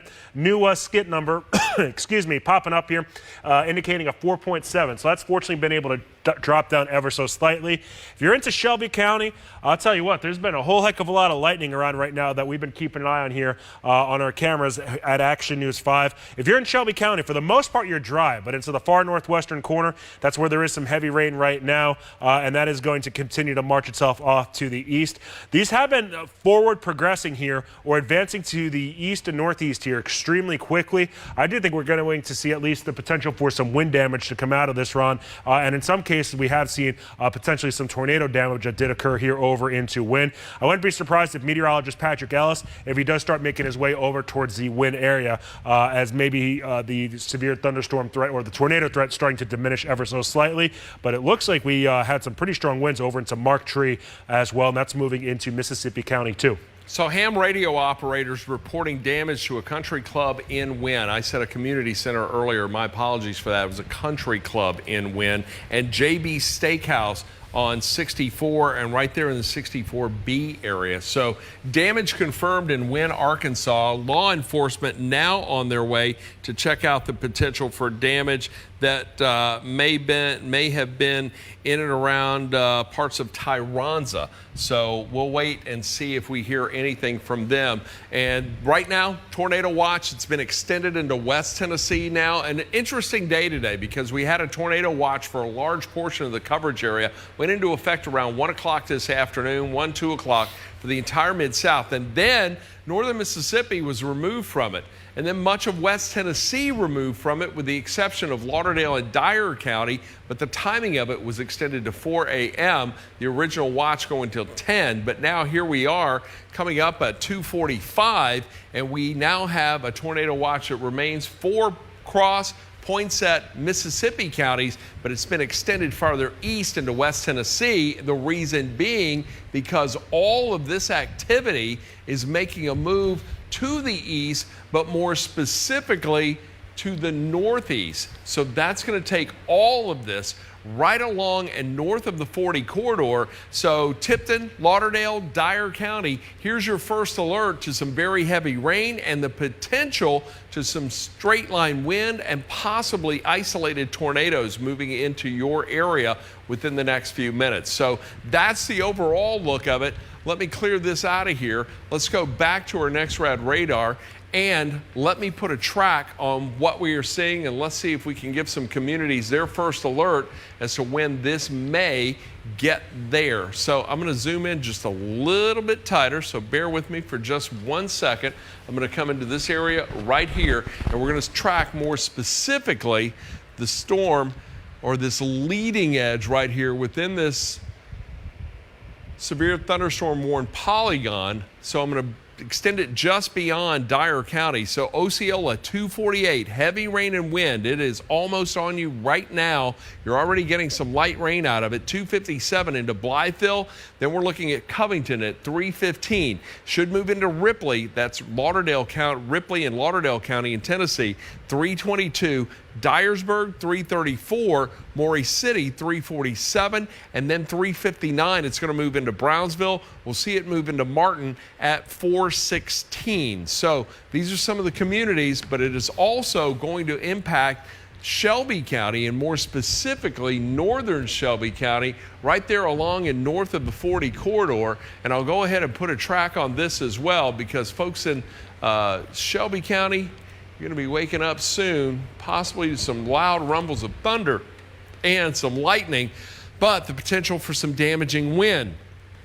Shelby Forest, 251, then into West Memphis, 256, 305 into Millington. We see it move into Covington at about 313, 321 into Tabernacle. Should get into Brunswick right around 327, 335 in Arlington, and 343 into Stanton. I'm tracking this to the east-northeast at 50 miles per hour. The main concern with this right now, again, the potential for damaging straight-line wind with this as it pushes on through. Let's take a look at the spectrum width, which gives us an idea of turbulence. I see a little bit right there, and right there west of 55, you can see some areas that are dealing with it. This area right here, along that leading edge of that main meso low that's tracking through the area right now. We take it back to the home view, show you what we're looking at there. All the activity west of the Mississippi River, but it is starting to make its way across. And did you see that, Eric, just Flash moments flood ago? warning. Flash flood warning, and that's going to be a big issue as we get into the later afternoon and evening and overnight hours tonight.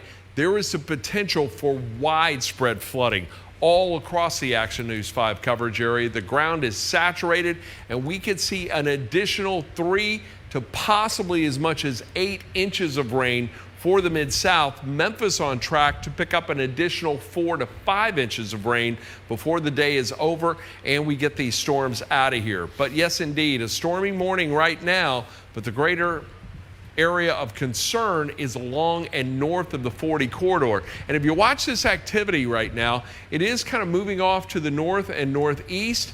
Let me zoom out just a little bit and show you that it may be a bit more tranquil for the very early morning hours for areas along and south of 40, northern Mississippi, good part of West Tennessee, as a matter of fact, with the focus likely being greater in this area right here for the potential for stronger storms this morning, and also the possibility of some flooding, especially around Dyer, Lauderdale, Mississippi County, up in the Boot Heel in Pemiscot and Dunklin County. So flooding has been a big, big issue. I see this purple polygon up here that is just to the north. This is in southeastern Missouri. That is a flash flood warning there.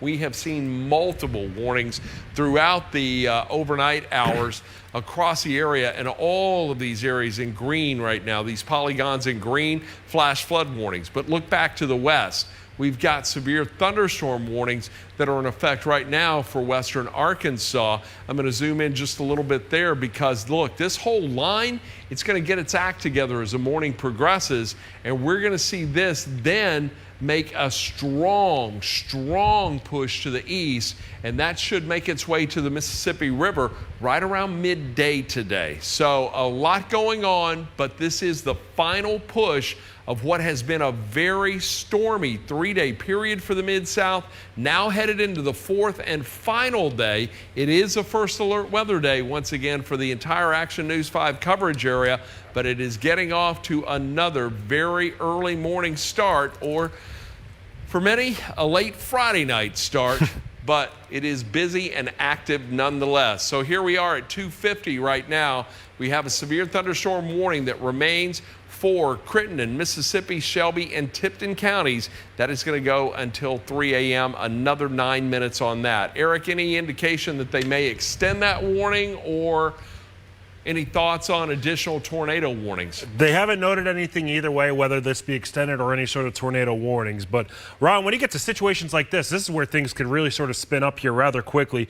And I wouldn't mind going back to meteorologist Patrick Ellis in the Comfort Dynamics First Alert Storm Tracker, especially since I just saw some lightning here over my shoulder. As the rain, it's still coming down pretty good. Doesn't look like the wind is quite as strong as what we were seeing here just a few moments ago.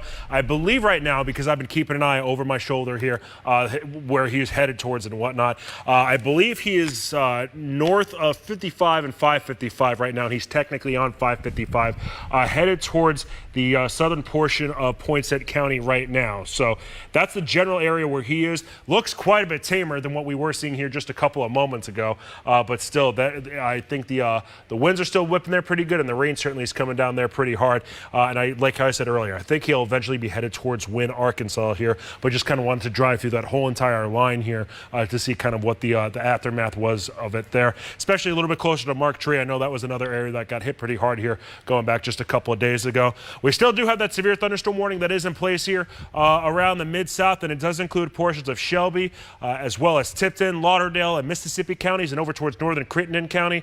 If you're specifically in the Memphis metro right now, you aren't seeing any rain per se, but there has been a lot of lightning out in the distance here if you look to the west and to the north for that matter. As far as any potential numbers here that kind of catch my eye as with these skit numbers or these skit values, it doesn't seem like we have anything too crazy going on right now. Do have a BTI or a Barron Tornado Index number that's at a 4.7, so that is one that we will be keeping a close eye on. And Ron, this is kind of the general. Let me think about this.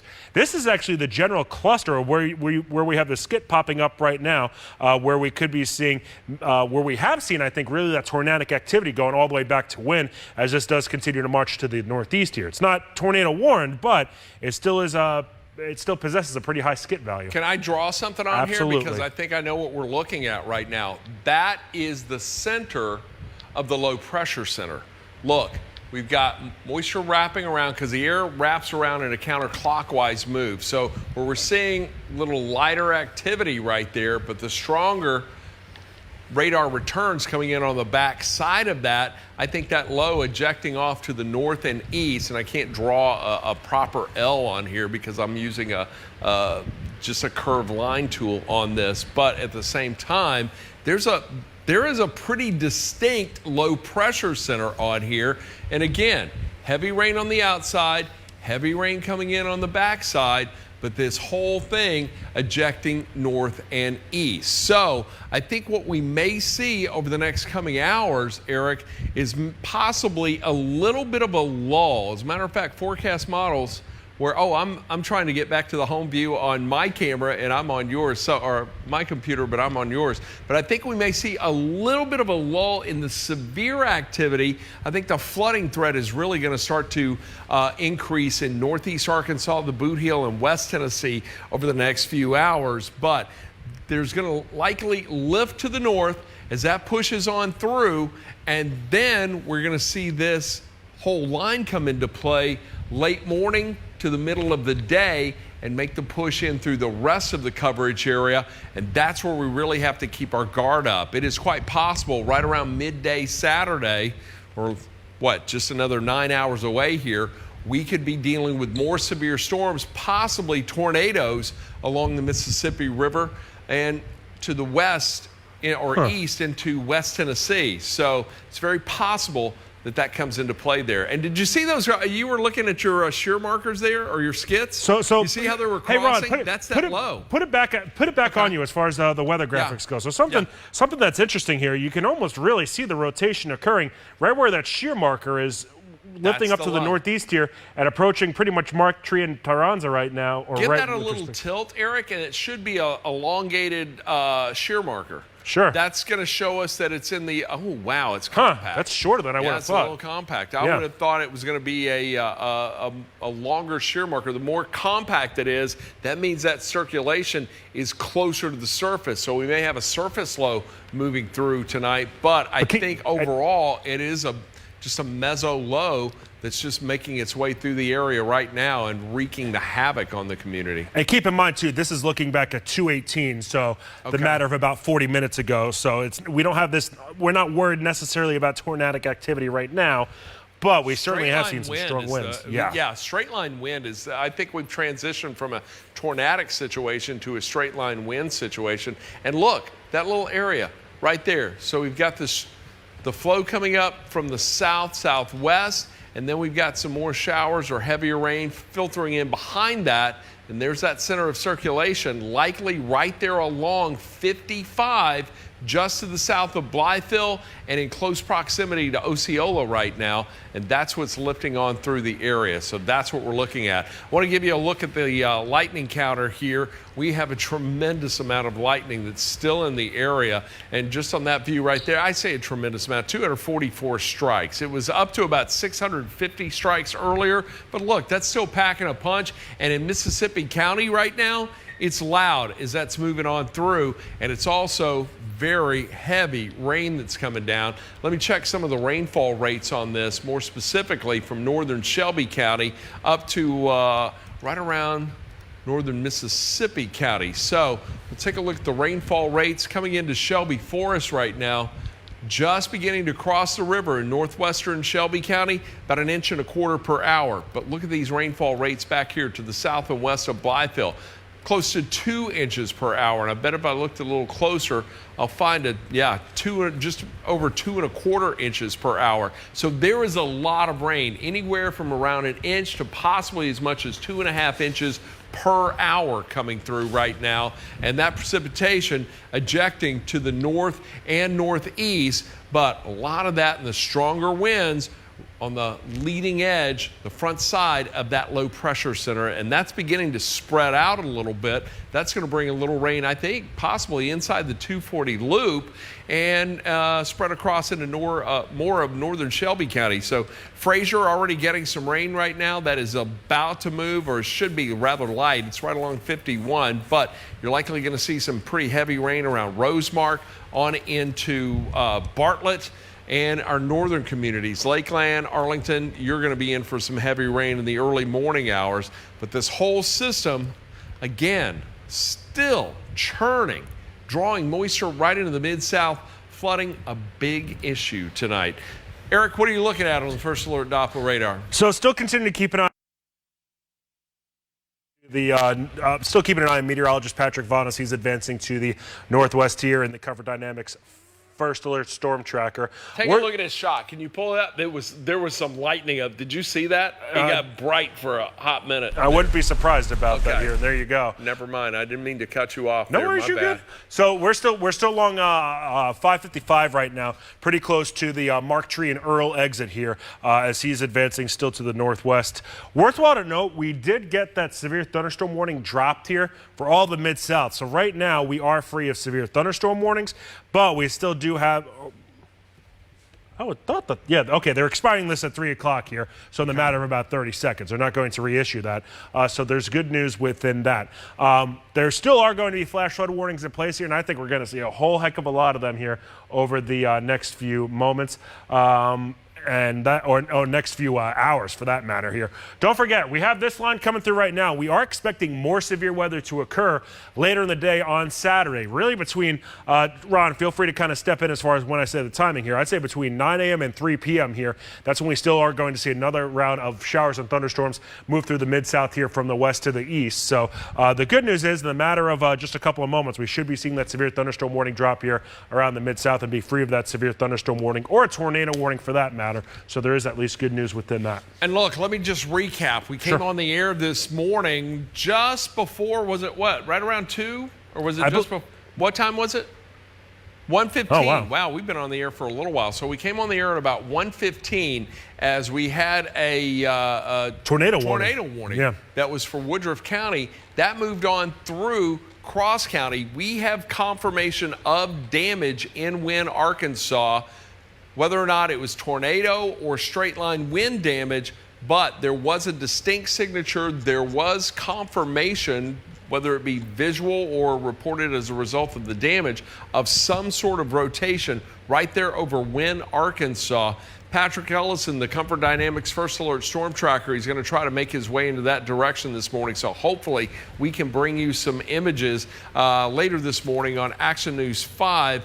Saturday morning, but we have reports of damage in the area. They're also looking at Tyronza law enforcement searching that area right now to see if they see any signs of damage there. But right now, heavy rain. This is showing some signs of weakening to some degree and transitioning more into a flooding event. So now here we are at 3:01. The severe thunderstorm warning is over. Eric, you're still looking at a shear marker over there. Anything distinctive on that right now? So keep in mind that this is an area that has a lot of turbulence around right now with that area of low pressure. There's a BTI number that's popping up as a 7.5 right now, and this is looking closer to Lauderdale and Tipton counties right now. You're looking at a wide view of things here. Memphis and Shelby counties starting to see some of those showers and storms really start to approach the area. Looking into the far northern portion of Tipton County here, pretty close to Garland. That's where we do have a BTI number now that is at 4.4, but it had momentarily ago been at a 7.5 here. Top of that storm still at about 16,000 feet, and it is moving to the northeast here at a pretty good clip. So that is, oh, we got a new tornado warning actually. Okay. Here you go. Good for Lauderdale and Mississippi County. So, and you were right on top of that. So actually, right I will say, Ron, it is further to the north. Yeah. What is that? So this is going back to, I think, that general area that they had been monitoring here. This is still actually, I think, attached to the original warned storm that was back in Woodruff County. So this is still moving to the northeast here near Osceola. Looks like that low may be tightening up just a little Agreed. bit as it moves on through Osceola. Let me hit that with a scope quickly, and let's take a look at what's going on there. There is some distinctive rotation. You can see it right here. That's it. Looks like it is just to the north of Osceola, Arkansas right now. Let me clear this out of here.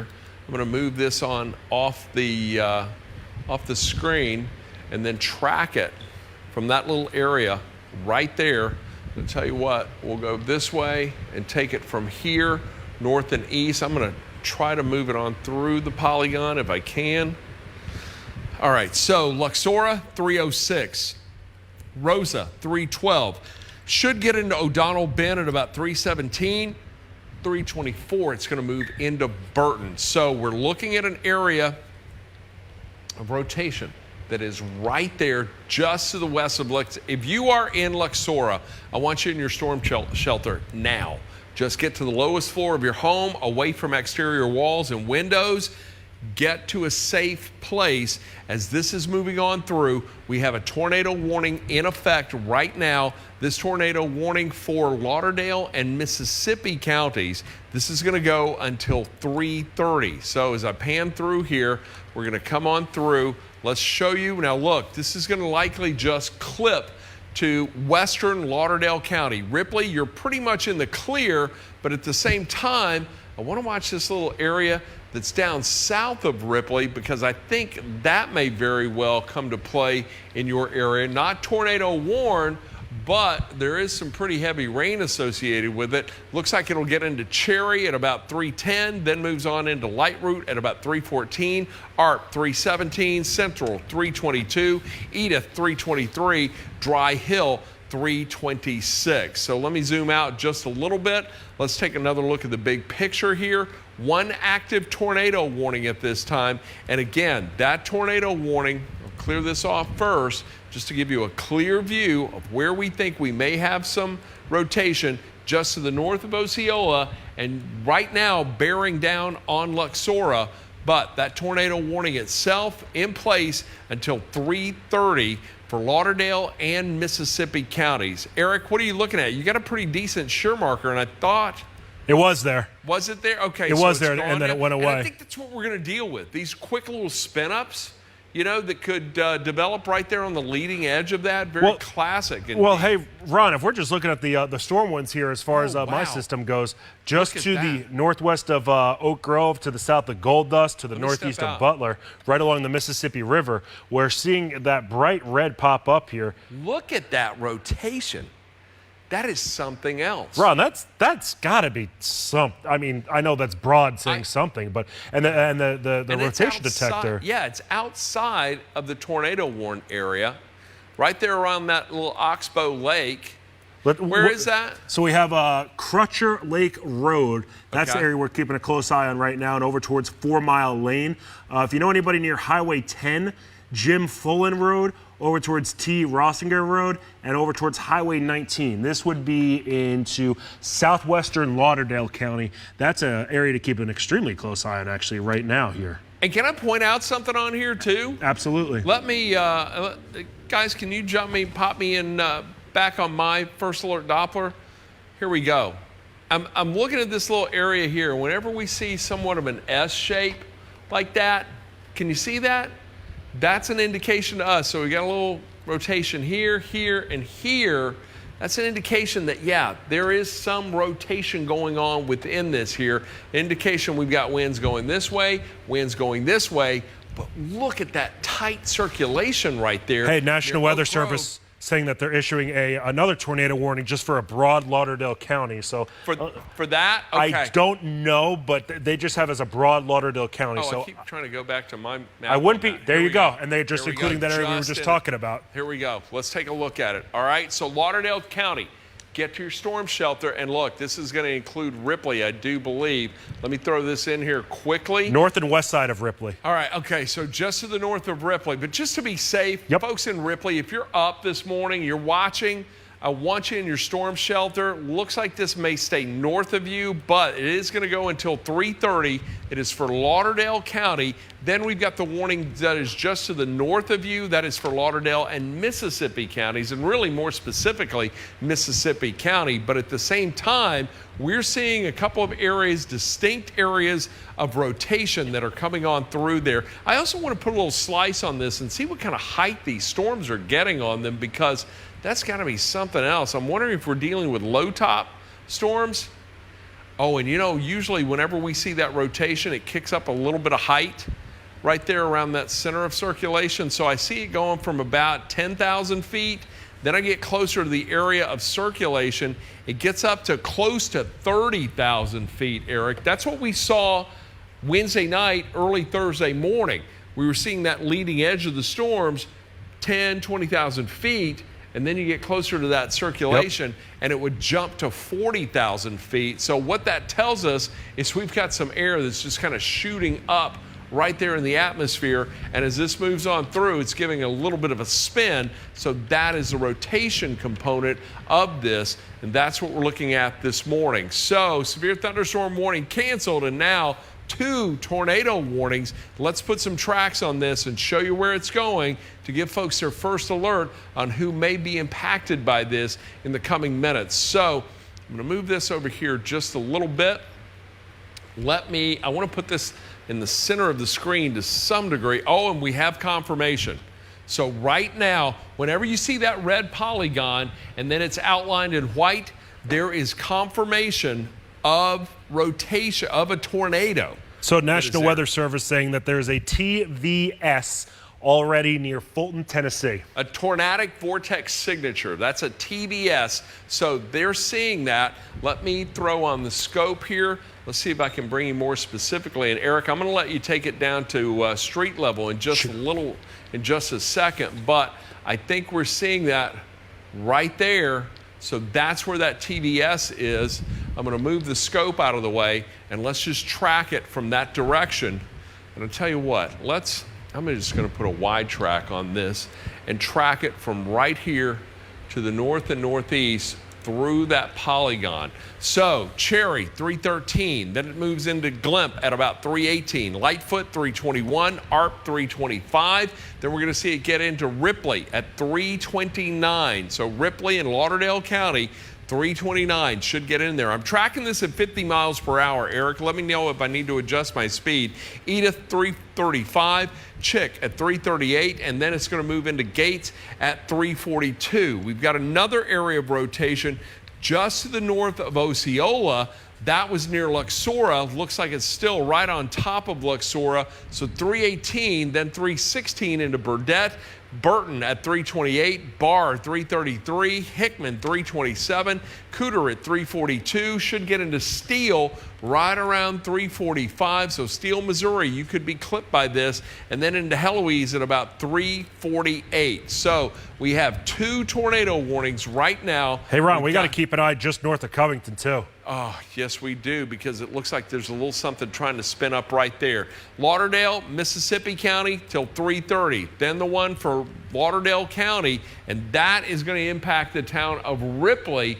That is going to go until 3:30. So both of these expiring at 3:30. But Eric, I want to toss it over to you to see what it is you're looking at right there in north of Covington, I do believe. Yep, so this is north. north. I can see it right there. North Tipton County. Let's see it. What do you got? Sure. So as noted, Chief Meteorologist Ron Childers and myself kind of just eyeballing different things.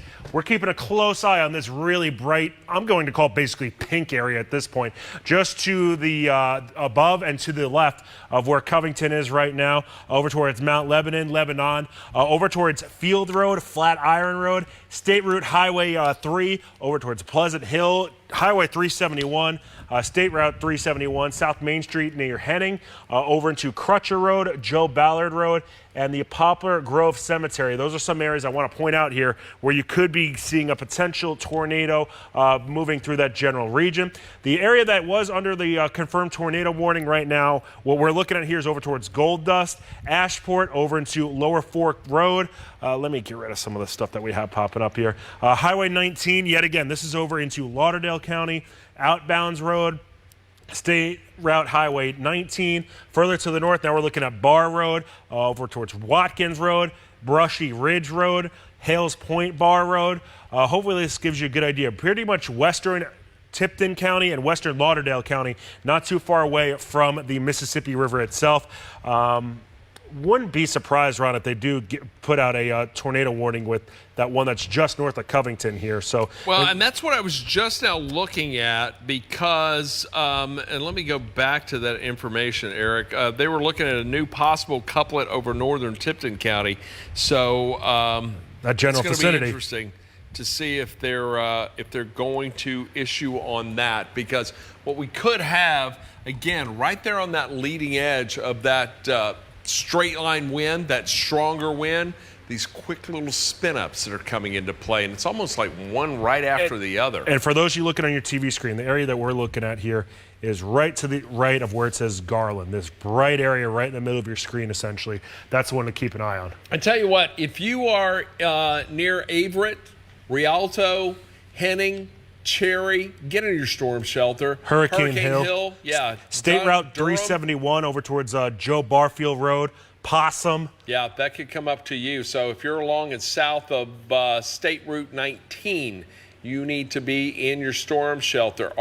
Asbury, that includes you as well, and the town of Ripley, again, in the path of this potential rotation. So Sirens, I'm sure, going off right now in Lauderdale County. That's what you're waking up to. 2 active tornado warnings, both expiring at 3:30. Got about another 16 minutes. No confirmation on it. Not seeing any debris signatures. Have you seen a debris signature? I did not see anything. I have not, but keep in mind, as far as that one tornado warning goes, that was confirmed that we were talking about. Then they issued that tornado warning just near that Gold Dust area. So and that's right there north of Cherry right now. That's well, the circulation. I'm wondering it's just now catching up. Oh yeah, it's right there. Right, this green area is where we're keeping an eye on, where you see that I'm circling with the mouse on your screen. I was look at the debris signature. That is, I think we may see some light debris, just maybe leaves, things like that, small twigs. Which area are you eyeballing? I'm looking area? From Cherry to Avett. Well, hey, look so just below this area, just south of Cherry, too. Yeah. That little blob. But it's those areas in blue that I'm looking at is the debris that may be being lofted as a result of just the stronger winds coming through there. Just got a couple of skits, too, looking at 4.2s on there. No, it's moving off to the east-northeast about 47 miles per hour. So... And these are, and the National Weather Service saying that these moving to the northeast are 45. And they go in increments of 5 here as far as those warnings go, so that makes sense to go 45. I'm going to go ahead and keep my track at 50 simply because I would rather give you more advance warning than later warning. So my times may be off by about 5 minutes or so. But Ron, think about it. If these are moving at 47 miles per hour, 50, I mean, that's quite... And since we're talking about Ripley, Tennessee, it makes sense. Tomato. Yeah, you're right. Absolutely right, Eric. But right now, the focus shifting along and east of the Mississippi River into West Tennessee right now. And this we got another warning coming out here for that southeast... Is that it right there? Wait a minute. Let me see. So there should be 3 warnings that I believe will be out, but these are all stacked on top of each other. Okay, so I've got one warning here. This is for Mississippi County. Let me see here. That is going to go you have 3 there. Until 3:30. I'm going to clear that off. So that's Lauderdale and Mississippi County, all right? And that's for this polygon right here. Then we've got the confirmed polygon, and I don't know if I can even get in there. That is for Lauderdale County. Tight. You see that flashing right there? Yeah, all that activity is just kind of right here. So tornado warning for Lauderdale County until 3:30. Let's clear this off because now we're looking at another tornado warning just issued. This is for Haywood, Lauderdale, and Tipton counties. That's going to go until 3:45. So let's zoom in. Let's take a close look at that. And let's see if we can give you some tracks on this. I'm going to zoom in just a little tighter, just to give me a better view. There's a lot of lightning in there, I'll tell you that right now. Let's see what we've got here. And I can almost see it. Let me throw the scope up here. And let's see. I believe it's that area right there. It's kind of messy. Right in the middle of your screen. Yep, look, right there. Right there. But it's also like there's a little something here and there's a little something that wants to form here. Very typical of a bow echo structure. You get these quick little spin ups here. But tell you what, I'm going to move this off the screen and let's track. I'm going to put a track right here, Eric. Yeah, I agree with you. That's where I need to put that track. All right. So let's do this. Switch here. And I'm just going to do a big fan track. All right. So I'm going to take it into Henning, 324. I'm tracking this at about 50 miles per hour. So I'm giving you a time. It may be about 326 before it gets in there, but it's coming nonetheless. Possum, 326. Then Hurricane Hill, right around 329. Should get into Ripley at 331. Then Central at 335. Nutbush, 338. Dry Hill, 341, and then into Forkadeer at 343. So these are the communities in the path of this storm right now. I think the circulation that was within this warned storm or this confirmed storm may have just kind of mixed out a bit. Agreed. I think the one that is also to the north of that, still showing some signs. I'll give you some pushback on that, Ron, just south of where it says Blytheville. Absolutely. Right above your left hand. Right above your left hand. Right Keep there. going. Oh, keep right here. Yep, I see. Yep, I see what you're saying. But look, there's something there too. Let me hit this with a scope quickly. I want to see which one seems to be a little tighter, and you may have a better view on it than I. Oh, yeah, absolutely. My bad, Eric. No way. Hey, you're good, man. Amazing. Absolutely amazing. So there it is right there. I'm going to move this off this direction just a little bit right here, all right? And then we're going to come in here with the track right there. Let's take it on through, and I'm going to move it to the north and northeast. So Burton, 323, should get into Amarillo right around 327. Barfield, 330. Then it moves into Hickman right around 333. Cooter, 336. Tyler, 338. Acorn Center, 341, and then into Heloise at 343. Got a new scan on that right now. It is advancing quickly to the east and northeast. We put this on a loop right now, and you can just see this area. It's a very messy look on the first alert Doppler radar, but there is rotation and circulation in there. Look, we've still got some strong wind coming into play right down here that's just moving through Covington right now. Wow. Folks in Covington, northern Tipton County, Covington, you're under a tornado warning, but look at that wind. Throw the velocity on here. That is a wind speed, and look, you see that line right there? That's good view. We're in close proximity to the radar site. You see that? That is a line of strong, strong wind. Let me clear this off. We're going to put a track on that. I'm going to show you where that's going to go. We'll track it just outside the polygon and take it off to the east northeast. Tabernacle, 323. Cotton Lake, 328. Then moves into Canaan Grove right around 331. Should get into Oakview at about 342. Rudolph, 347.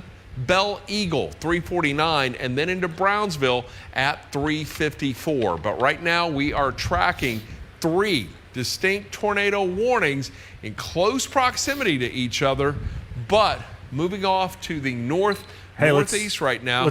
Eric, what do you got? Let's keep an eye on the one that's headed towards Ripley. The National Weather Service noting that it's an observed tornado at a TVS northeast of Fort Pillow, Tennessee. Let's take a look at it. Sure. Let's dive into it. Come on, let's head on over here. I want you guys to keep up with Patrick. Let me know where he is, and we'll touch base with him in a moment. So all right? I get the anticipation just as far as looking at a map, directions, and things like that. Yeah. I know he's headed towards Wynn, Arkansas. Okay. I think he's going to get there at about 3:45 or so, give or take, within that range. So all right. We'll definitely keep a close eye on that, especially as we get close to that time frame. All right, let's dive into it. Just outside of Ripley, this is an area to keep an eye on just to the north of Cherry, Glimp, Asbury, over towards Possum, Lightfoot, Luckett, along, Bizzle Lane, Paris Road, over into Asbury Road, Grimes, Stone Road, Highway 19. This is looking throughout Lauderdale County right now to the northeast, and the actual city of Ripley as well. Get into that safe place right now. The ability to see a quick little spin up there, it is certainly embedded here as we approach Ripley, Tennessee, this would be. And Ron, notice this debris blot's popping up here as far as this blue on your screen. Look, I just got confirmation of debris 1 mile northeast of Osceola. All right, where are you looking right now? So right now, this is Lauderdale County, yeah. Okay, so that's cross on over the river from there. So there was confirmation of debris from that area. That was from a train storm spotter. So as that continues to push east and northeast, we're still seeing some debris being lofted into the atmosphere as a result. Well, Ron, I don't think. Or is that the other? This might be to the south. Correct. This might be a different storm here. It's a different storm you're talking about. Yeah. Sorry about that, Eric. No, hey, you're good. You are good. I'm still catching up on messages here. Hey, no worries. So yet again, we're looking over towards Glimp, Lightfoot, Asbury, Bizzle Lane, Highway 19, just on the into Ripley itself. This is Ripley, Tennessee. I do want to make sure I distinguish that as far as it being Ripley, Tennessee, because we do have a Ripley, Mississippi. Ripley, Tennessee, get into that safe place right now. Put as many walls between yourself and the outside world. Get a report over towards Osceola that there is some power outages right now. And since we're talking about that right now, let me go back to the county power and see what we have right now. I know there's a lot on your screen. Let me clear some of this off here. We look at some of the power outages, and this, keep in mind, Ron, we were looking at this when we first started. About 1:30, there wasn't anything here. Memphis had a couple of power outages.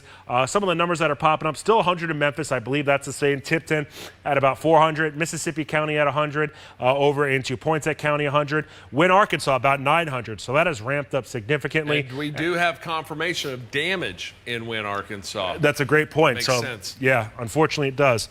As far as, let me dive back into portions of Lauderdale and Tipton County here. We do have a TDS approaching Ripley right right now. That's a tornadic debris signature, all right? So that is approaching Ripley at this time, and that is visible on the radar. Do you see that right there to the west? That's what you were looking at right there.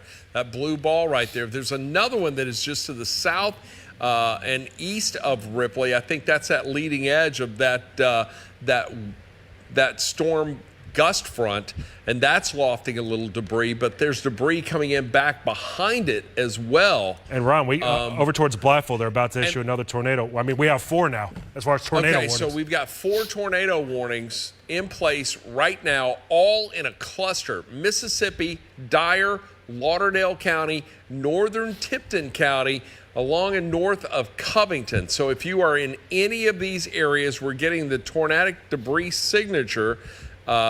And so if you are in those areas, I want you in your storm shelter. Ripley, get in your storm shelter right now. What's that new skit saying?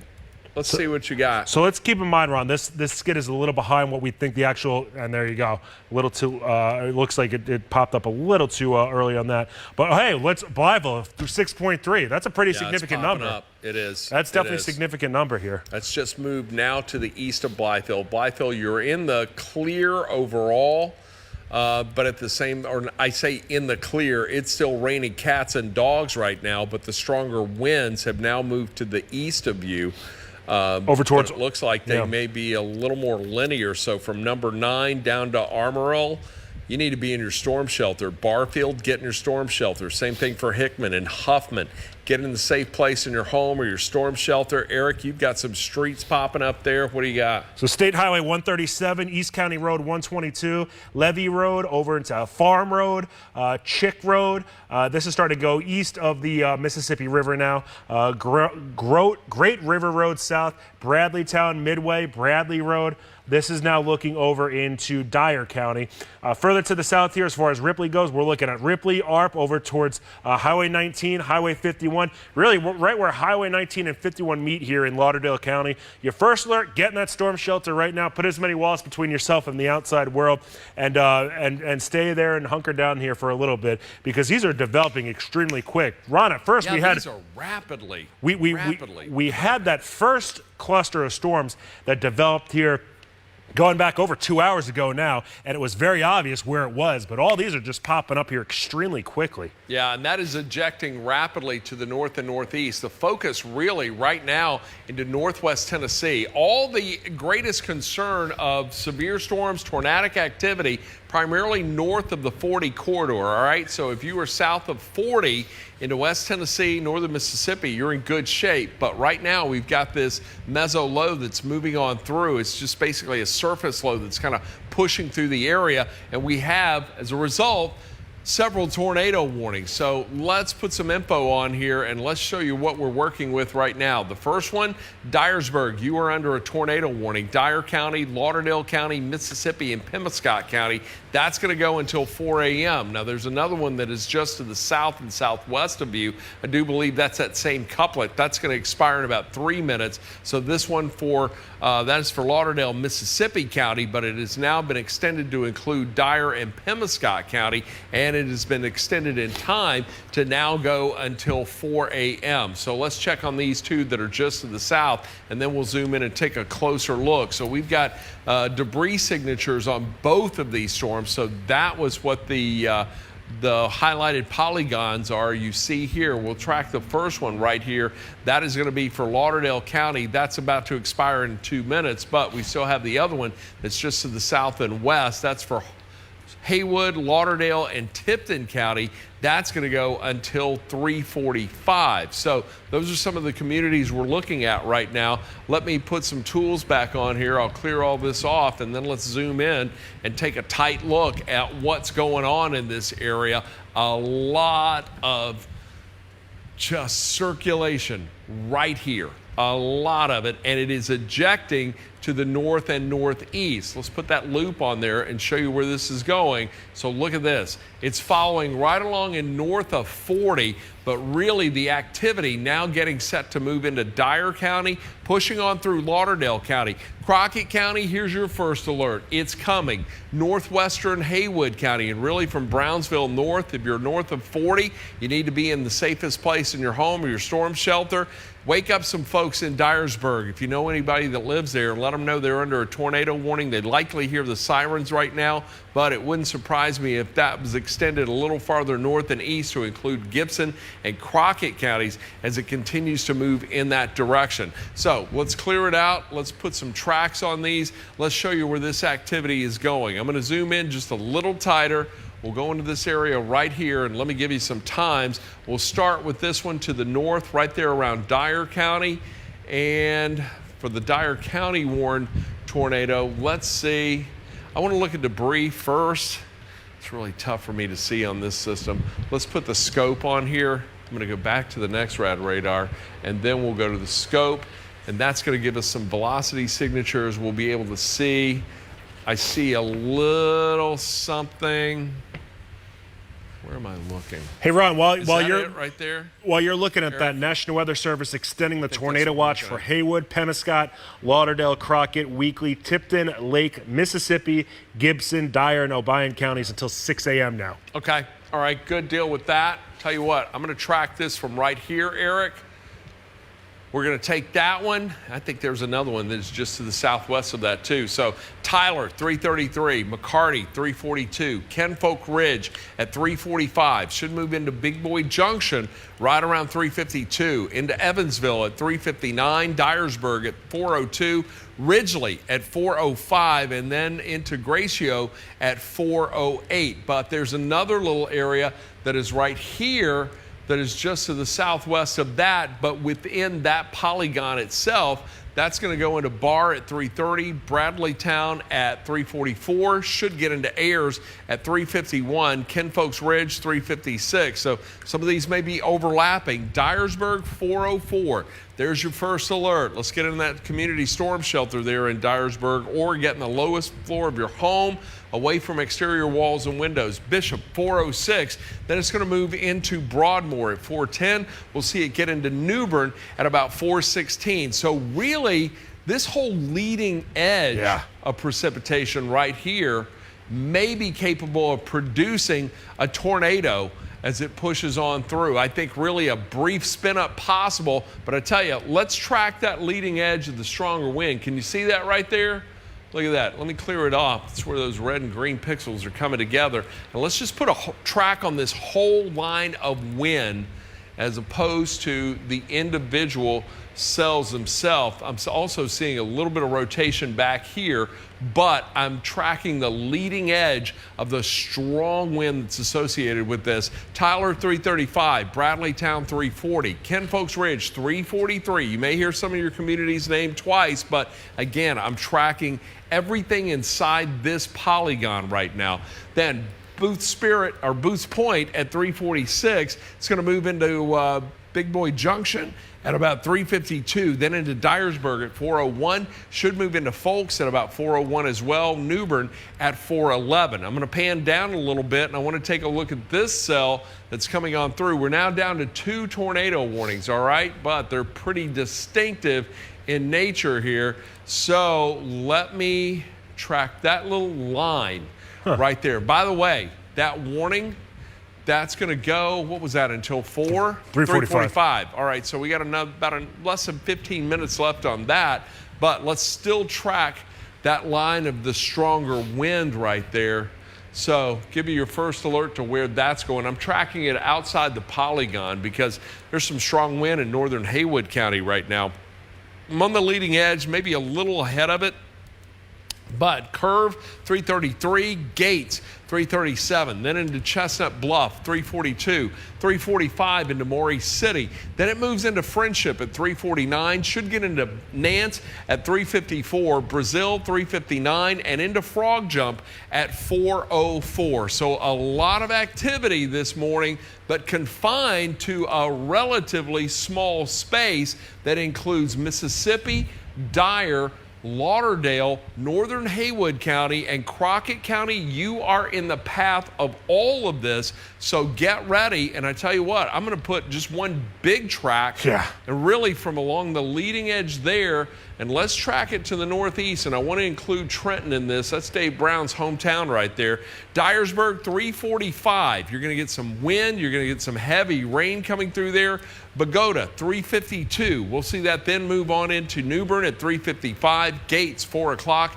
Dyer, 406. Trenton, 410. There's your first alert to the stronger wind, the possibility of some isolated tornadoes coming into Gibson County, and some very heavy rainfall as well. And listen, once that rain begins, it's not going to move out anytime soon, with much more to follow. It will move into Greenfield, 422, and then into Martin at 428. So that's what we have there. Taking a look at the rest of the Mid-South here in the city of Memphis and Shelby County. If you're watching with us this morning, no severe threat at this time for Shelby County, but I think we're going to start to see our flood threat really start to increase rapidly over the next several hours. And as we get into the late morning, middle of the day, we're likely to see a very potent line of storms capable of producing damaging wind, tornadoes, hail, and very heavy rain coming into the city of Memphis, Shelby County, and for much of the Action News 5 coverage area,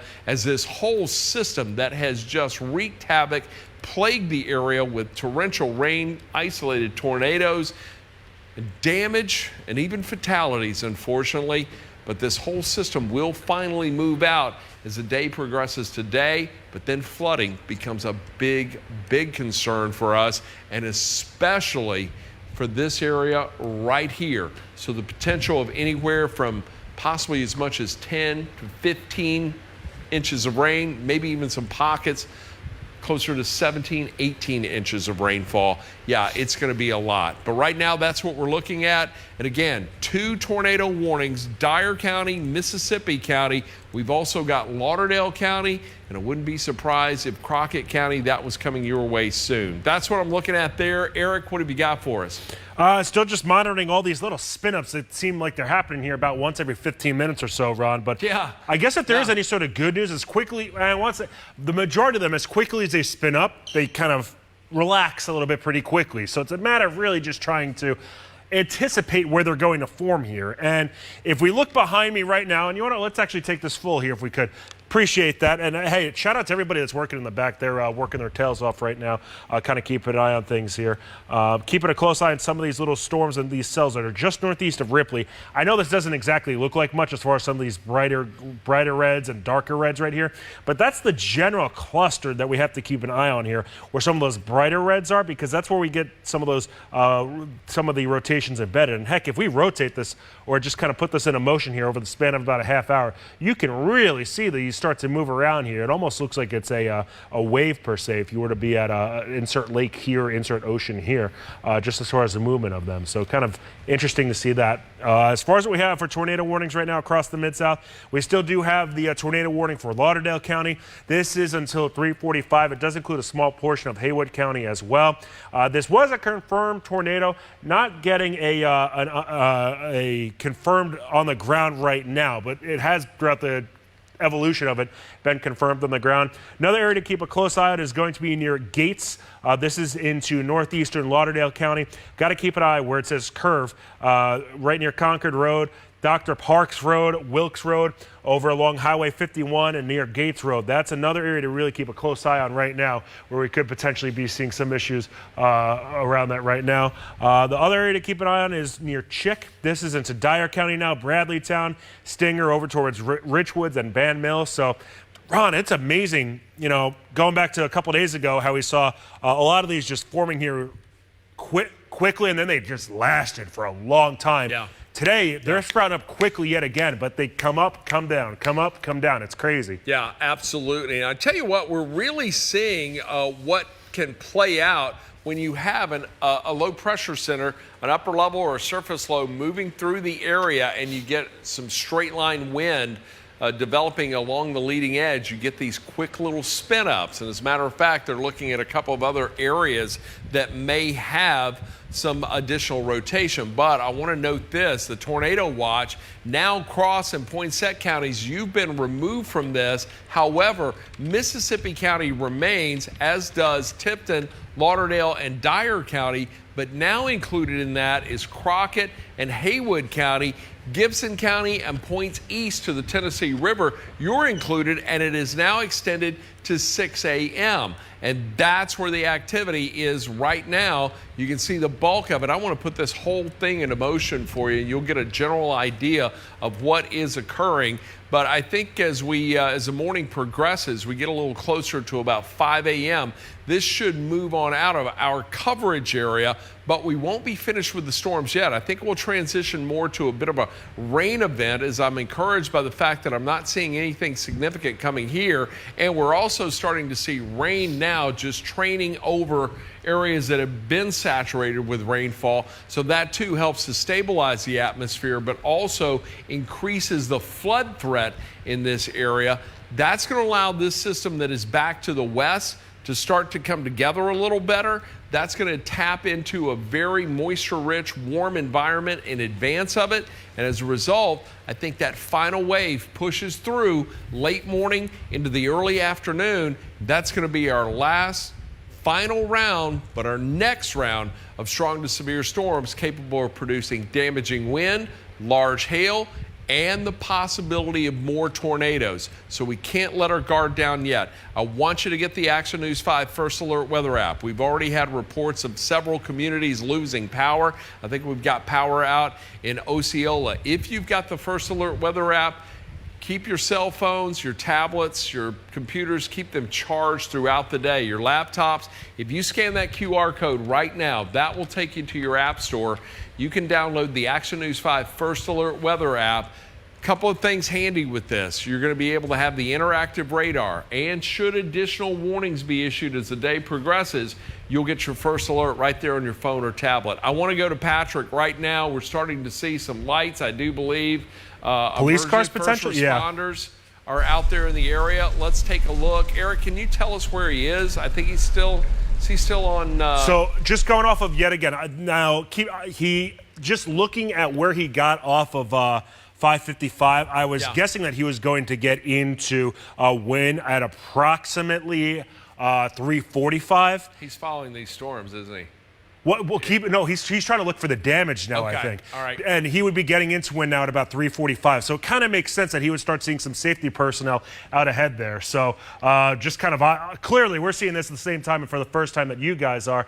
And there certainly is at least some personnel that's straight ahead of him trying to see exactly what we got going on. Keep an eye on that. I got a new tornado warning. Let me take this because we talked about Crockett County. Guys, come back to me. I've got a new tornado warning that was just issued. We talked about Crockett County being included in this. It now includes the southeastern portion of Dyer County now. So we have two active tornado warnings. The new one just issued moments ago. This is for Crockett, Dyer, Gibson, and Lauderdale counties. This is going to go until 4:15. Then we have the storm or the tornado warning that is just to the north of that. This also for Dyer County, but it also includes not only Dyer, but Mississippi County, Lauderdale, and Pemiscot County. Mississippi County, I think you're almost in the clear. This little area that's just beginning to cross the river, there was some, that was showing a little bit of a debris signature. So we were keeping a close eye on that. But I think the focus for the or the potential for any damaging storms or damaging winds just about to move out of Mississippi County, but still could impact Pemiscot County, and it's starting to bear down now on the town of Dyersburg. So let me zoom in just a little closer. Let's put some tracks on these, and I tell you what, I'm going to track just the line of the heavier precipitation to begin with, just because it is very difficult to determine where these specific little spin-ups are, but I want to give you your first alert to where the strongest winds, the heavier rain, and the possibility of more spin-ups will occur. So 343 into Booth's Point, then into Minglewood at 344, 347 into Big Boy Junction, Middle City 352, gets into Bogota right around 354, Dyersburg 356. We're at 343 right now. You've got 13 minutes or less. Then it's going to move into Cat Corner right around 358. Should get into Lane at about 4 o'clock. So these are the areas that are in the path of the storm itself. The possible rotation with that, I think there's a lot of just little spin-ups along this. And tough to just pick them out individually. So I think it's better. There's a little something that's right here. That started to move into the Missouri boot heel. And I tell you what, let me go ahead and put a track on that specific area because it looks like they're not overly impressed by it. Here, let me come back, take a look at this again. Let me move that scope back over. So bear with me for 1 second. And Ron, we're starting to get rain here at the station. I can hear it on the roof. Yeah, we'll take a high five shot in just a second. I'm going to move this down just a little bit. Bear with me for 1 second because I do want to put a track right there. So I'm going to track this. Look, this is in the Missouri boot heel, but this is making its way towards Lake and Obion counties. We did have a fatality as a result of storms that moved through Obion County. We had one fatality there from storms Wednesday night, Thursday morning. So Heloise, 348, McCarty, 352, Kenfolk Ridge, 355, Caruthersville, 4 o'clock. Caruthersville, even though you're not in the polygon, the potential for some damaging wind, possibly some rotation, and an isolated tornado could come through there. So Caruthersville, 4 o'clock. Lenox, 404. Bogota, 411. And then into Gratio, should get in there about 418. Ridgely, by the way, 414. Now, let me put a track on this cell that is just to your south, and I'm going to do the same thing. I'm going to track the leading edge, all right? So let's just track that leading edge of where we could find the stronger winds with this. And I'm going to go just from south of Dyersburg, and we'll track it all the way down to the west of 412, west and southwest of 412. And I'm going to track it outside the polygon too, all right? So here we go with that. Dyersburg, 346. Then we're going to see that get into Crockett. Here we are at 345. So it's really bearing down on you. Strong wind right now, Dyersburg. Crockett Mills, 353. New Bern, 356. Then into Brazil, 403. Yorkville, 403. Dyer should move in at about 408. We'll see it get into Trenton at 413 and then into Kimmery at 420. But we also want to watch this area that's just to the south because there could be some strong wind moving on through Brownsville. Let me put a loop on this to just show you the activity that's coming through there. It's ejecting in that direction, but just taking a look at the velocity on this, and this is basically the wind, the stronger winds. You can see it right there along that leading edge. So let me come down with this a little bit, and I'll track that strong wind area. And here we go. I'm going to use this track here, and I'll track it from just to the west of Alamo. And Alamo, that is going to come through you, all right? You're going to get some heavy rain and wind here in just a bit. Should start in right around less than 10 minutes. So 354, Brownsville, 346. Then 354 into Alamo, 357 into Jones. Hey, Ron, Bells, western 401. Crockett County, that's getting bright right there. Yeah, it is. Right, this little area that's right here. I'm going to let you take this in just a second. Let me run through these communities. Sure. Frog Jump, 404, Trenton, 401, 417 into Vaughns Grove, 419 into Humboldt. Eric's looking at this area that is right here. This is just to the west of Alamo. Looks like it's ejecting north and east. I'll come out and take a look at the big picture here. But Eric, you want to talk more specifically about what's coming into Crockett County and Alamo? Yeah, correct. So let's dive into that right now, giving you a wide view. Everybody here across the Mid-South, no issues in northern Mississippi. We're not worried about you right now. We're looking specifically close right now into Crockett County. So let's dive into that right now. And I know we do have meteorologist Patrick Ellis. He is able and ready to talk here. Is that an overturned vehicle I'm looking at? I don't know what I'm seeing there. Hey, Patrick, I believe he is able to talk. What do you want to do right now, Ron? I want you to look at that first. Okay. Let's give a first alert on that, and then let's hear from Patrick. Sure, quickly. sounds good. My apologies. No worries, you're fine. You are fine, Ron. Right now, we are taking a close look over into northwestern portions of Crockett County right now. If you're over in Friendship, over towards Broadview, Chestnut Bluff, Crossroads, Pitts Roads. Let's talk about some specific roads right now.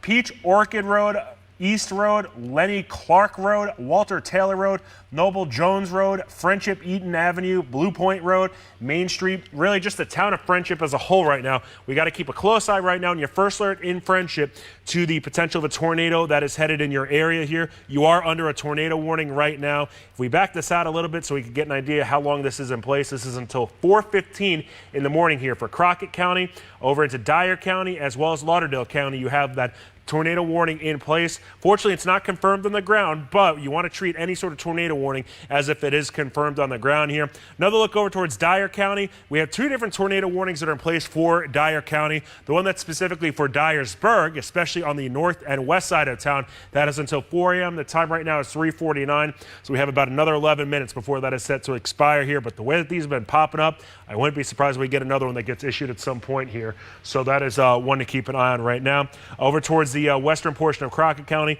just these, when you start seeing these different colors, even if it's not your typical greens and reds that are popping up here, but the darker reds are where you get these quick little spin-ups to occur here, and there's a lot of turbulence that typically happens within this part of the Mid-South.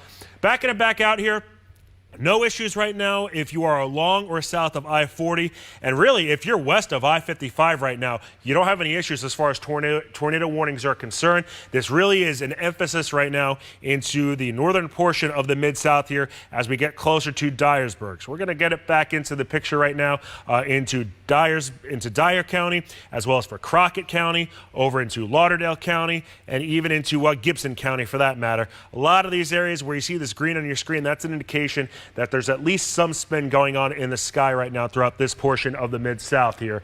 The biggest area, or the biggest rotation area, does look to be just around the Friendship region here. So, Ron, we have these little spin-outs that just have been happening now for better half of an hour or so. Yeah, and I tell you what, we sent Patrick Ellis into the eye of it, all right? So he is safely in an area where he can report. And he's in the passenger seat, let's be clear. The passenger seat. Patrick, two things. First, how was the drive up there? Second, what are you seeing? Guys, it was wet, to say the least. You know, one thing I did see going through Tyronza, there was a big highway sign that looked like it had been snapped right off of 555, right before you, in between Tyronza and 550 and Mark Tree. I just got here to Wynn, or at least on the outskirts of Wynn. I'm at Highway 64 and Highway 64B. There was a tree that was crossing the road a couple of minutes ago. They just cleared it, literally, as I was waiting for you guys. They just cleared it. They had a backhoe out there trying to clear that up. I did get a report. I was talking to a sheriff's deputy from Cross County not terribly long ago. He said that there's a tree on a house up here on Arkansas Highway 163, and it looked like, from their perspective when they were coming down, that it looked like the tornado may have lifted from there, but it did go through the area. I'm going to start working my way back towards the city of Wynn. I'm still a little bit far out, maybe about 5 minutes out from Wynn, and there are reports of damage near the country club, as you guys have been mentioning, and we'll get some visuals of that here shortly as I work my way in there. But right now, from Cross County, Patrick Ellis, Action News 5. All right, buddy, thank you very much. And look, be safe out there. That is the bravest meteorologist I've ever met in my life, okay? I'm a house cat. I like to stay here in the studio at the Chroma Key. He grabs the keys and goes. I love that about that guy. Look, we've got active tornado warnings right now, and we are looking at 2 tornado warnings and 2 overlapping Dyer County. It looks like Mississippi County's now been removed from the tornado warning that was issued earlier. Correct. But it still remains for Dyer, Lauderdale, and Pemiscot County. That's going to go until 4 a.m. So this is the portion of the storm we're looking at right here, and that does include the town of Dyersburg. Now, we've got another one that is just to the south of that tornado warning. This is going to remain until 4:15. So we've got at least another 20 minutes or so of storm tracking to go. But Eric, we still got to keep a close eye on this entire thing as it continues to move off to the north and northeast and brings with it a punch with some very heavy wind. And I tell you what, you were looking at those little vortices right there in northwestern Crockett County. But I tell you what, I want to put a track on that whole line because it extends from right here around. And I just saw a brand new tornado warning. Here, let me go ahead and give you the info on that, and then I'll come back. Well, no, I want to put the track on this first. I promised the track. Let's do it. Here we go. We've got a track, Crockett County. Let's take it on into Gibson County. That is going to go to Brim's Corner at 401, or 453, Brazil 401, Alamo 403. Get in your storm shelter now. Dyer 409, storm shelter. Trenton 413, get in your storm shelter. China Grove 417, Bradford 424, Greenfield 425. Any of these communities, get in the safest place of your home or in your storm shelter right now. Now, let me do a little pan down here because a new warning just issued, and I think it's going to supersede or overlap this issue. They're just basically extending it out, but it's probably going to go until what, 4:30, 4:45? So what do we have? Yeah, so 4:45. Good call. So Dyer, Lake, Obion, and Pemiscot counties. So let's put a track on this. And Eric, I'm going to track, again, the leading line of it, and I'm going to count on you to look for those little individual vortices that may be spinning up along and within it. So let's track it from right here. That's the area of heavier precipitation. And along the area where I think we're seeing the stronger winds right now. So Ridgely 357, then Newbern 403, should get into Elbridge right around 405, Obion 411, then into Mason Hall at 417, Dixie 420, Union City 427, Jordan at 432. A lot of storm anxiety up here around Dyer County, Lauderdale County, even on into Obion County. As I mentioned moments ago, we did have a fatality, a confirmed fatality as a result of storms that moved through late Wednesday night and the early morning hours of Thursday in Obion County. So now we've got a tornado-warned storm coming in your direction. I do want to emphasize this is nothing in comparison to what we saw Wednesday night.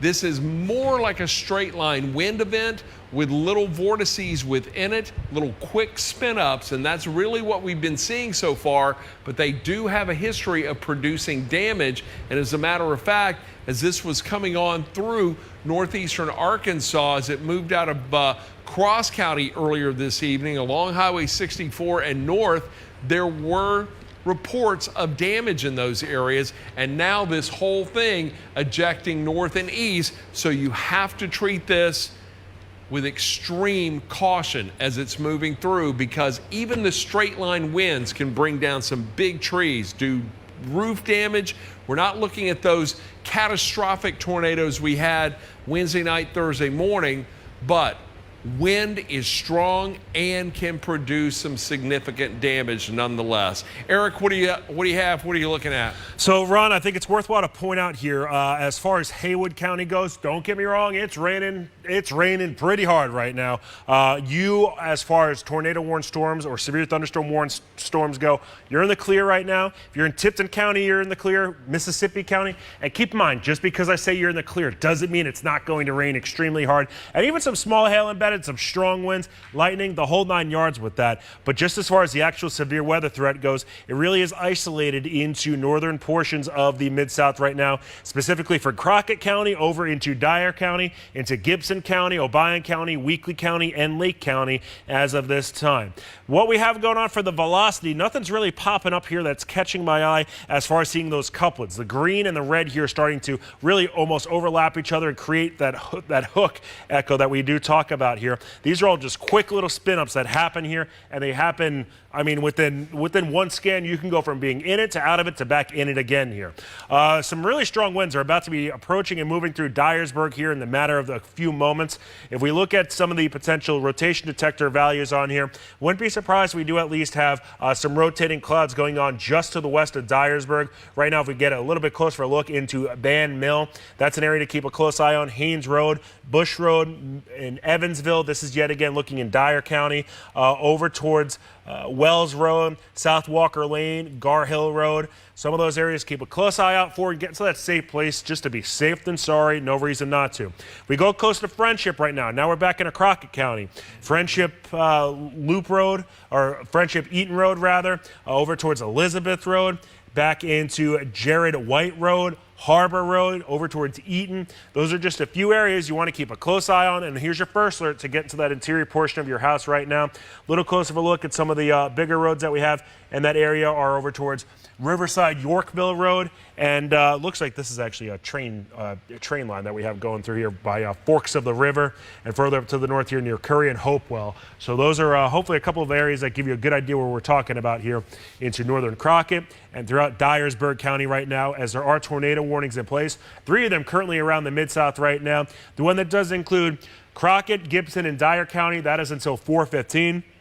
The one that still technically includes portions of Lauderdale and Dyer County, that is until 4 a.m. The time right now is 3:59, so this is expected to expire in a matter of just matter of just over a minute. But and then we have rotation is still holding together. It's right amazing. There, right? Yeah, it's yeah, really. Can you animate that? Sure. Just over the last hour or so, and sure, let's check I it got out, because that was coming. Look at that when it crossed 55. It was more like straight line wind.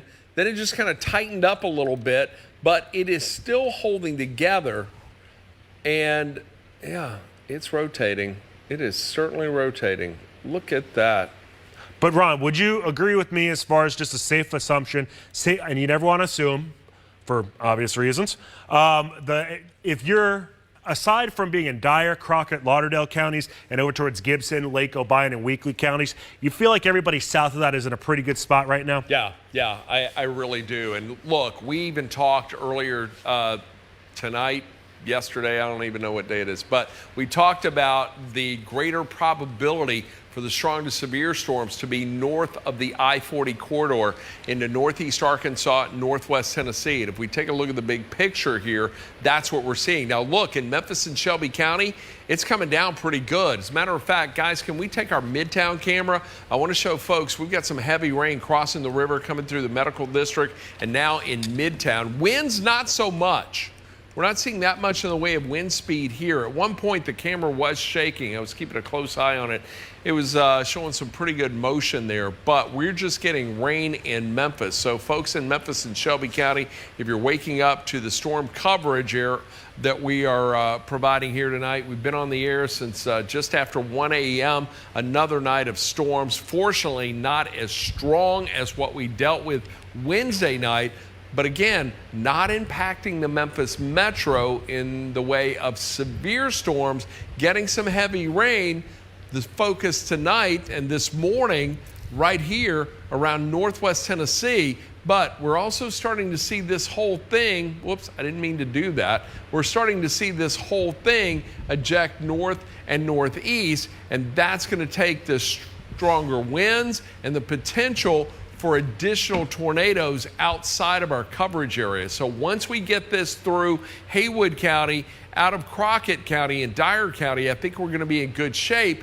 But we then transition to a flood event possible, and we've already got multiple flash flood warnings up here, but we're talking about the potential for massive flooding later today. But along and south of the 40 corridor, including the Memphis area, there could be some potent storms that come through later this morning and into the early part of the afternoon hours. And to tell you what, hey, we got confirmed tornado near Eaton, or 12 miles west of Trenton, and we got to make sure we keep an eye on Trenton. Yeah. Take a look at that, and then I want to step over here and get the futurecast going, because I want to give everybody a first alert to what's coming our way later. Sure. So I'm going to dive right now into, well, the areas we've been talking about. Dyer, Crockett, Gibson County. A lot of those areas have maybe not seen too much rain here over the past few hours, but we do have a tornado confirmed on the ground right now near Eaton. You can see on the top of your screen, confirmed tornado warning. That is set to expire here at 4:15. So if you are headed over towards the general Eaton area, make sure you do take shelter, take cover, and here's your first alert to that. As far as what we have potentially now for the debris detector, looks like just to the northeast of Friendship. That's the area to keep a close eye on right now. To talk about some of those roads that are in that area, Bluff Road, and this is yet again into, this is Dyer County, or is this Gibson? This is kind of the combination of Dyer, Crockett, and Gibson counties right now near Eaton. Spring Hill, over towards Permission, Grove Road, Milligan Road, Old Trenton Eaton Road, Gumwood Road, Riverside Yorkville Road, Newt Ray Road, Old Dyersburg Road, Fletcher Road, Bottom Road, over into Fisher Road, Sims Road, Knee Road, Curry Road. What else do we have over there? Ballantyne Road, Curry Road, and specifically into Dyer. Now keep in mind, Dyer is not in Dyer County. That is over in Gibson County. So that is another area to keep a close eye on right now. As far as the velocity values that are on here, it looks like if there's going to be something, it's going to be right in the middle of where Hodson, Brazil, Eaton, and Crockett Mills are, right where this is a little bit darker right now. And the thing I want you to notice how we have some of these greens and reds intersecting each other. This is just the general broad rotation right now where we could be seeing, where we could potentially be seeing a tornado on the ground. But these have been popping up and then they've been dissipating here rather quickly. So these are quick little son of a guns that pop up here, and ones that are very difficult to kind of anticipate here, although we've been doing a pretty good job, if I say so myself, between Chief Meteorologist Ron Childers and myself for seeing these pop up and pop down here. So Dyersburg right now, you are still under a tornado warning. Let me pop that back up here to see who's within that given tornado warning. This is for Dyer County, or into Dyer County, over into far southeastern Lake County, over towards Obion County. And then the other one that is around right now, this does include northern Crockett County, eastern Dyer County, and over into Gibson County. That is until 4:15. That first one that I routed off, that was between Lake County, Obion County, and Dyer County. That is until 4:15. And 4:45 for that matter. The one that has the confirmed tornado, and this is a TDS tornado, so I don't actually believe that we've had confirmation of it necessarily being on the ground here, but we are looking close to see if there's any sort of official reports or any damage reports. That is something we will monitor here, I'm sure, in the coming minutes, hours, and quite frankly, days, because, folks, I got to tell you, the National Weather Service, they have a lot of different reports and a lot of different findings they're going to have here around the Mid-South with the active weather pattern that we've seen here over the past few days. I know I'm kind of flipping through a lot of stuff and not necessarily announcing exactly what we're looking at here. I'm just trying to look at different things to see if something can draw my attention for there being that confirmed tornado on the ground here, so I can give you that first alert and tell you exactly where we might be monitoring it here. And the best way to do that, quite frankly, is looking at the different products that we have here at Action News 5 and seeing what kind of catches my eye and what looks the most impactful here that we could be monitoring. So the time right now is 4:05. Let me back you back out so you can see what we have going on here throughout all of the Mid-South. We have a line of showers and storms that has engulfed really Memphis and here at Action News 5 in Shelby County right now. That line continues to sag itself down to the south and southeast here, but we have the main area that we're keeping an eye on is to the northeast right now, over towards Dyer, Gibson, Obion, and Crockett counties. So, Ron, I'm going to continue to monitor that. I know you were about to talk about that tornado watch that's around and just the forecast for the rest of the morning. Yeah, let's take a look at it, because I think we're going to get a little bit of a breather here in the next couple of hours. But this tornado watch goes in for Mississippi, for Tipton, Lauderdale, Dyer, Crockett, Alamo, Gibson County, you're included, points north, Lake and Obion, and to the east, all the way to the Tennessee River. That's going to go till 6 a.m., but I think our threat for severe storms is going to lull just a little bit, but it's the heavier rain that's likely going to continue through 5 a.m. I know this looks a bit ominous, but the atmosphere along and north of the 40 corridor, a bit more stable, some cooler air moving in there, but a lot of moisture continues to flow in from the south and southwest. So radar should look like this at about 5 a.m. with a greater threat for the severe storms or the tornado producing storms just to our east and north of 40. So we get to around 7 a.m. I think we're going to have some pretty heavy downpours in around the area, but I'm not looking at anything in the way of strong to severe storms. Can't rule it out, but I think we'll be in pretty good shape in just dealing with scattered rainfall.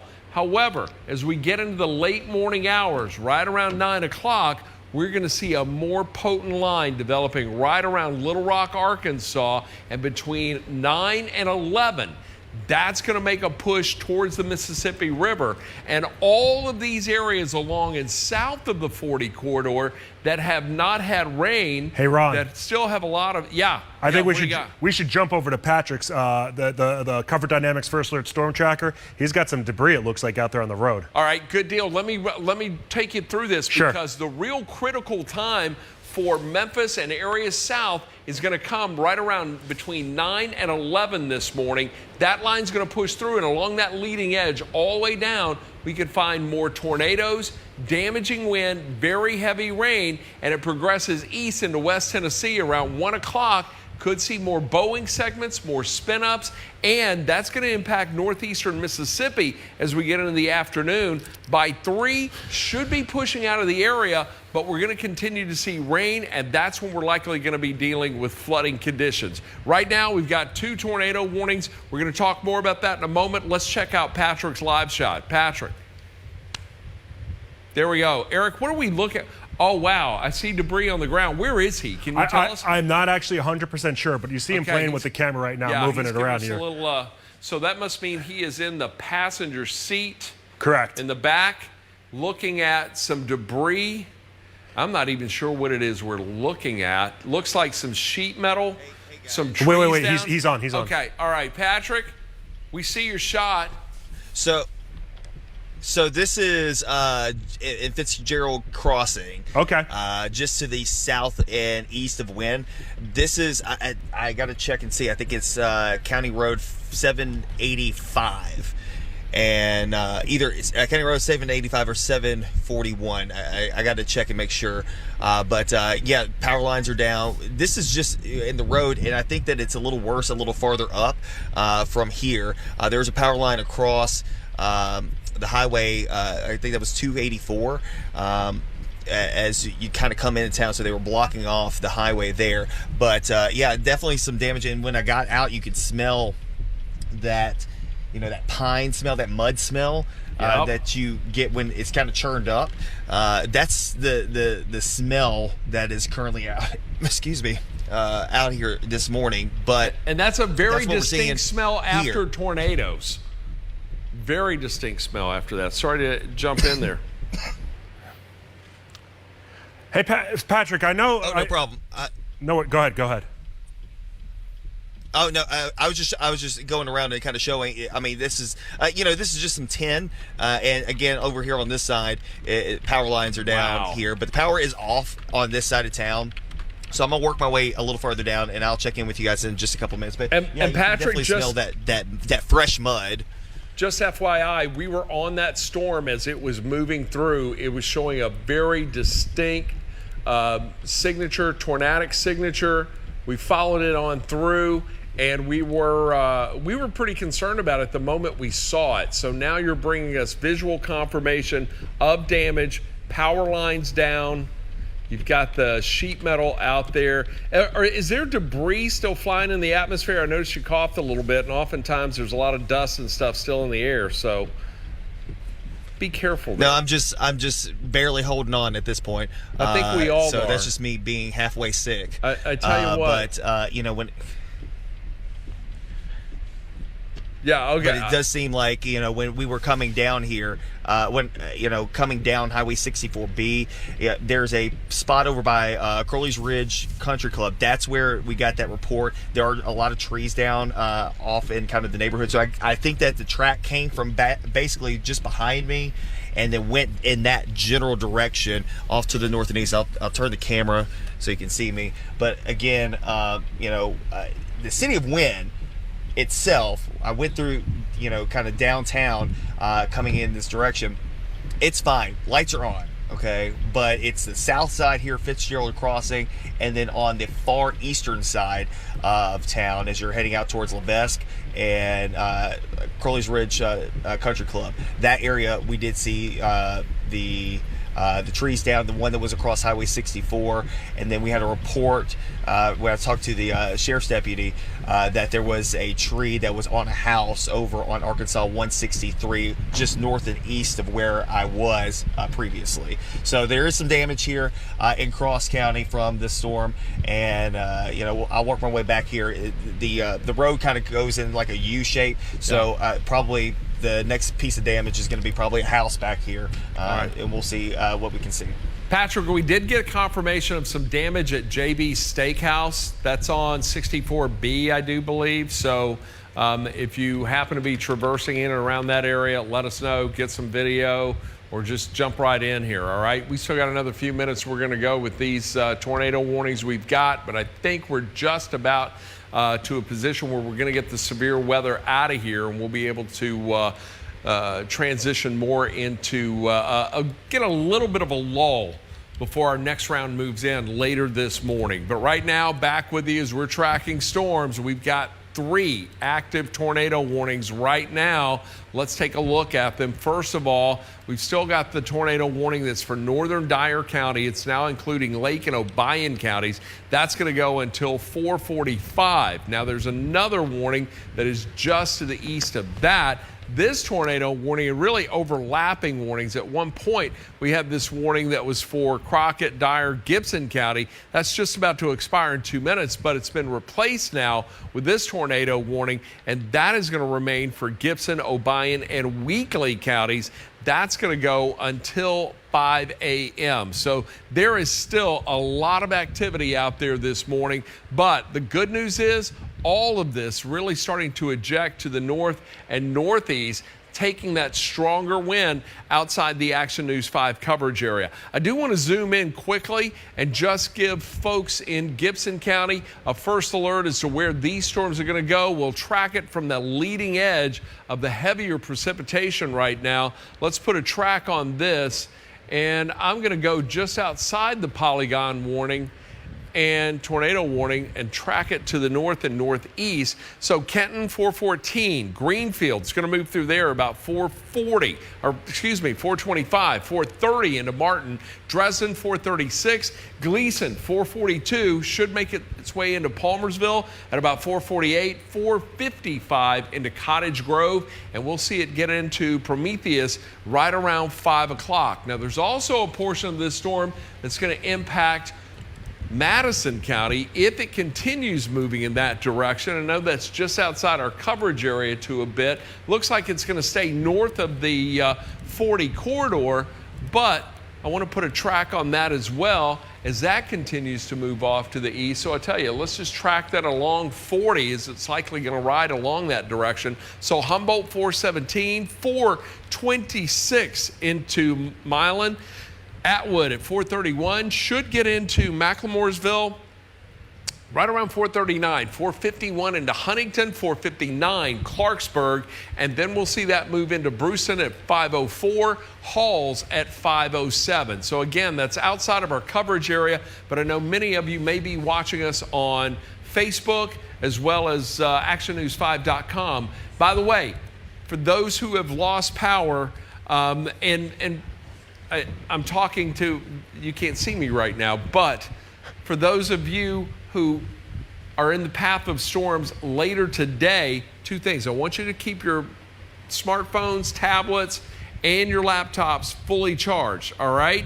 And I want you to download the Action News 5 First Alert Weather app and the Action News 5 News app, because should you lose power, you can still watch our coverage on your smartphone or your tablet, or you can go to actionnews5.com and watch our coverage there as long as your electronics are fully charged, and will hold the charge for a while. Right now, if you scan that QR code, it'll take you to your app store and you can download our app for free. But at this time, still a lot of activity out there. Let me clear this off. Once again, we have 2 active tornado warnings that remain right now, northern Dyer County.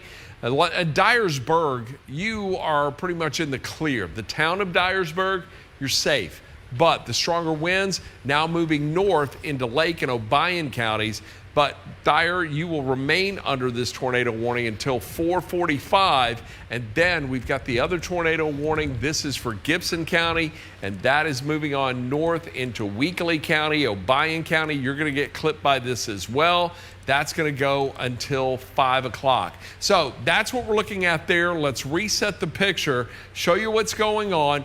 These storms back here, and not storms really, just torrential rainfall that's really starting to push on through. That's going to just continue to train in this area throughout the remainder of the morning hours, with more coming in later this afternoon.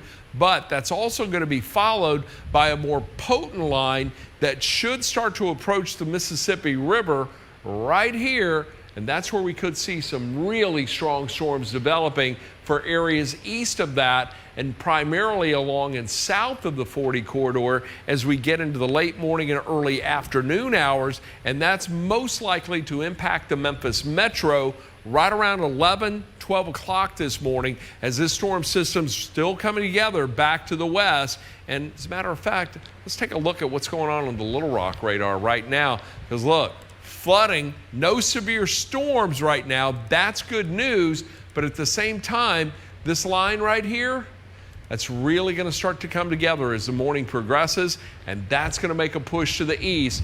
And folks, that is our final round of strong to severe storms. We are going to be wrapping up about 80 hours of severe weather and severe weather potential in the Action News 5 coverage area. So the end is near, but we still have a few more hours to go, and that's why I want everybody in the Mid-South and around the Action News 5 coverage area to stay weather aware today. More tornadoes are possible. We could see some large hail with this as well, and the potential for some damaging wind. There's also the likelihood of widespread flooding no matter where you are in the Mid-South. And we say it time and time again, if you come to a flooded road, turn around, don't drown. You can put yourself in trouble quickly, and you're also putting first responders' lives at stake when they have to come and rescue you, should you still need rescuing. So something to keep in mind there. Eric, what are you looking at right now? So I'm still honestly monitoring meteorologist Patrick Ellis as far as the reports that the views that he's bringing on the comfort dynamics. First Alert Storm Tracker. It's what you got to talk. Can you go back and show that progression of the storm as it came through? I think what was it? Fair Oaks. Let's see. That was over in Fitzgerald Crossing. Yeah, that's what it was. Fitzgerald Crossing. I believe it was Fitzgerald's Crossing. Yeah, so let's, it was Fitzgerald's Crossing. So this is going back that now 3 hours County. ago? Yeah, that was in western Cross County, right there at the cross. And you know what? Yeah, there you go. There we go. So we got Wynn, Arkansas right here. Hey, Ron, why don't you go over the top of this? Or if we could, Ron, go to your Viper graphic here, and you could kind of talk this out loud or point stuff out while we're going through this. All right. Well, we've got, let me pop you up full here. There you go. Okay. I'm going to put my draw on here. We had a tornado warning shortly after 1 o'clock. It was for Woodruff County. All right. And very much it was that low pressure center, that meso low that was coming right on through. Then it moves through, gets to Fitzgerald Crossing, and that's when we saw the stronger winds coming through. And really, we were more concerned about straight line winds, but there were some pretty distinctive inflow notches in there, indicating the potential for tornadoes. And as we look at the velocity of those storm winds, they really picked up some speed just as they got east of Ellis Chapel, moving on through Smith's Chapel up to McElroy, then came across Fitzgerald Crossing, where we do have reports of damage there, continued to move off to the east, moving through the town of Wynn, that took a direct hit from what we believe was this little possible tornado right here, as that moved off to the east-northeast, doing some damage to the country club in Wynn, Arkansas, and the a steakhouse there, right there on 64B. So Ron, we're looking as far as those areas you're talking about, where it says Levesque towards the upper right-hand portion of your screen,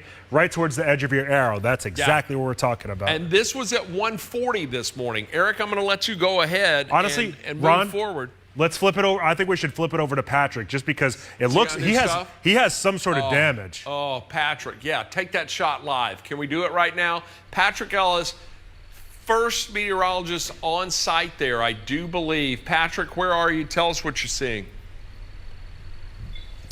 Hey guys, this is going to be County Road 741, and looked like we had some officials here a couple of minutes ago, but this it looks like it was a shed, or maybe not a shed, but maybe like a business of sorts, like a garage or sorts.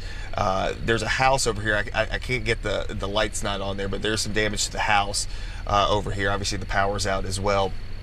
But you know, when it comes down to, I mean, obviously this is kind of in a parallel to where I was just a couple minutes ago when I saw the power lines down over there off the other road. So this is maybe about a quarter mile up the road from there, and then over here on the right hand side is a field. I mean, like, it's open field from here. So you know, there's probably going to be some other reported damage back down the road. And as I mentioned, over by Crowley's Ridge Country Club, there is some damage over there. I did see several officials.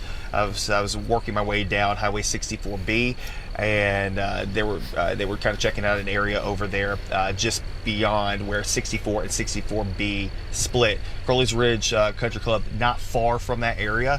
There's a substation there, energy substation over there in that general vicinity too. But it didn't seem like the power was out in that general area. But like I said, the city of Wynn, the city proper of Wynn, is fine. The power's on, no problems up there. You know, I came through downtown, everything. This was south of Wynn, and then moved out to the east side of Wynn. So, you know, these folks probably do have a Wynn address, but you know, when it comes down to it, the city itself was fine. Again, the power was on when I came through town not terribly long ago, and then it's kind of this diagonal coming from this side of town, from Fitzgerald Crossing up towards the east side of town, out towards Levesque. Hey Patrick, I know that you've talked to a couple of officials out there. Have you heard anything as far as any sort of potential injuries or things of that nature, or not really too much right now? I didn't hear anything. You know, we did hear about the house up on Arkansas Highway 163 that had a tree down on it, and I can't tell because, again, the lighting, obviously it's you know, 4:25 in the morning.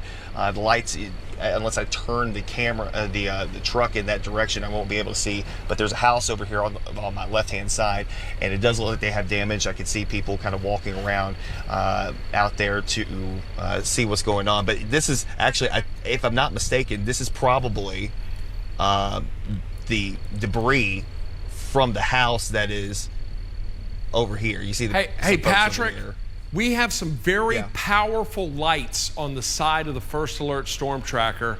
I'm not sure if you're familiar with where the switch is on that to turn those lights on. It should be able to light that up. I don't want to blind them. I'm trying to figure out which one it is. All right.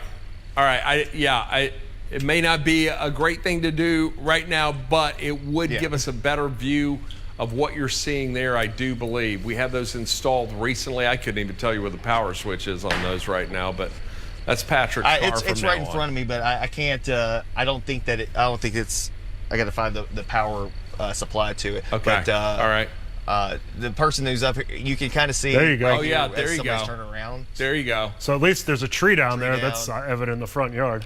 Yeah. Is that map you have up where Patrick is, Eric? So Patrick, one more time. You're along, what is do a it? double box? County Road 746? 741, I think. Okay. Give us 1 second, because what I want to do is put your live shot up against the map to give our viewers at home an idea of where you are. So Eric's zooming into that right now. There is 741. Are you at 741? Yeah. Okay, zoom out just a little bit, Eric. Guys, can you take a double box with Eric's view and with Patrick's live view? I'm asking a lot right now, but I want to give our viewers at home an idea of exactly where Patrick is in relation to the live shot. You see, I zoomed in. So this is the crossroad. So 741.0. That's the crossroad here, but the county. I'm on 741 itself. I think Eric's right on it. Are you right there? Yeah, it's there. You go. I mean, you got 741 and 741. So okay. Yeah, if we could double box, guys, when you get a moment. I know we're asking for a lot. The links or the Barron weather graphics here, and then Patrick's live shot, so we can kind of point out where we're at here. Sure, no worries. All right. So we're working on, because it's going to help to give you an idea of exactly what we're looking at. We do have confirmation of damage. Whether it was a tornado, we do not know, but there was very strong wind there and a very detailed signature at one point. Eric? Worthwhile to point out that the tornado warning is canceled for Lake, Dyer, and Obion counties as well. That's good news. There we go. All right, so Eric, you want to talk about? Hey, just watch out, Ron. You got some drawing on there as far as if you want to clear that off there, as far as because this is okay, that's so still superimposed. That's still on me. Yeah. Okay. So actually, honestly, Ron, if you want, I mean, I'm still. Let me just step over here and clear it off. I'm going to let you talk. Sure. Maybe better to zoom out a little bit. Gotcha. And then zoom back in. Sure. So, okay, let me zoom this back out here so we get a good idea where we're at right now. So you have Memphis on the right-hand side of your screen. You can see wind, and I want to point out this was going back a few hours ago, folks, just so this way we don't have any confusion as to what time this was at here. So we're looking at County Road 741 and another County Road 741. I believe this is the general area where Patrick is right now. So a lot of farmland there. A lot of farmland, especially on the east side. You see those homes. Patrick, you're still here. That's Go what ahead. I was going to say. Yeah, I was going to say, like here on my right-hand side, this is nothing but a field over here. So, again, this is just, unfortunately, the unlucky folks who got hit by this thing. There's a couple of other houses over in this general area, too. But, I mean, from this perspective, I mean, obviously, some of their house is sitting right here across the road. But I think that this is like kind of a complex, if you will. When I say complex, it's like a house, and then there's like a shed over on the other side, and it's all kind of encompassing. This is what it is. And then beyond that, obviously, storm went in that direction. Oh, you can even see the path and went of into it. An open field. Yeah, it looks like you can see the path of that, Patrick. That is you can kind of see you can kind of see. I would say, I mean, this was a smaller tornado in the grand scheme of things. It's one of those QLCS tornadoes. Because it was along the line. That was the thing. It's like it was along the line. Usually those are really quick to spin up, but it did seem like it progressed and had a TDS or tornadic debris signature all the way from this point all the way over to the country club. And that's a span of a few miles. And I think that I'm here, but I'm thinking about folks who are up in Lauderdale County and Mississippi County. We had some of these instances multiple times this morning with these last storms that you guys have been covering. Yeah, it has. And so there Patrick, may be more of these small scale things. It blew up quick, really quick. Started off as a very small little area of rotation right there in that QLCS. We were seeing that bow echo come on through Woodruff, then got into Cross and just blew up quickly. But we have a map up right now of where you are. If you can pop that camera up one more time, just to give our viewers another idea of the damage or another look at the damage. Guys, let's keep the double box up there. Can we do that, please? Keep the double box with the map and with Patrick's live shot in there. So, hey, Patrick just said he's going to have to hop off here. Okay, all right, buddy. And just in case, just want to let you know because I think a sheriff deputy just pulled up behind me, so I'm gonna go ask if there's anything else real quick. But it's starting to rain here, and if you look over, Eric, I left my jacket there in the weather center, so I'm gonna be soaking wet here in a second. But hey, real quick before we let you go, here. What's your plan? You going to continue to roam around there? I do believe. Okay. I do believe Bo's if I'm not mistaken, Bo Bradley may be coming out here to meet me. Okay. But I would go ahead and just say that we've got a lot going on here.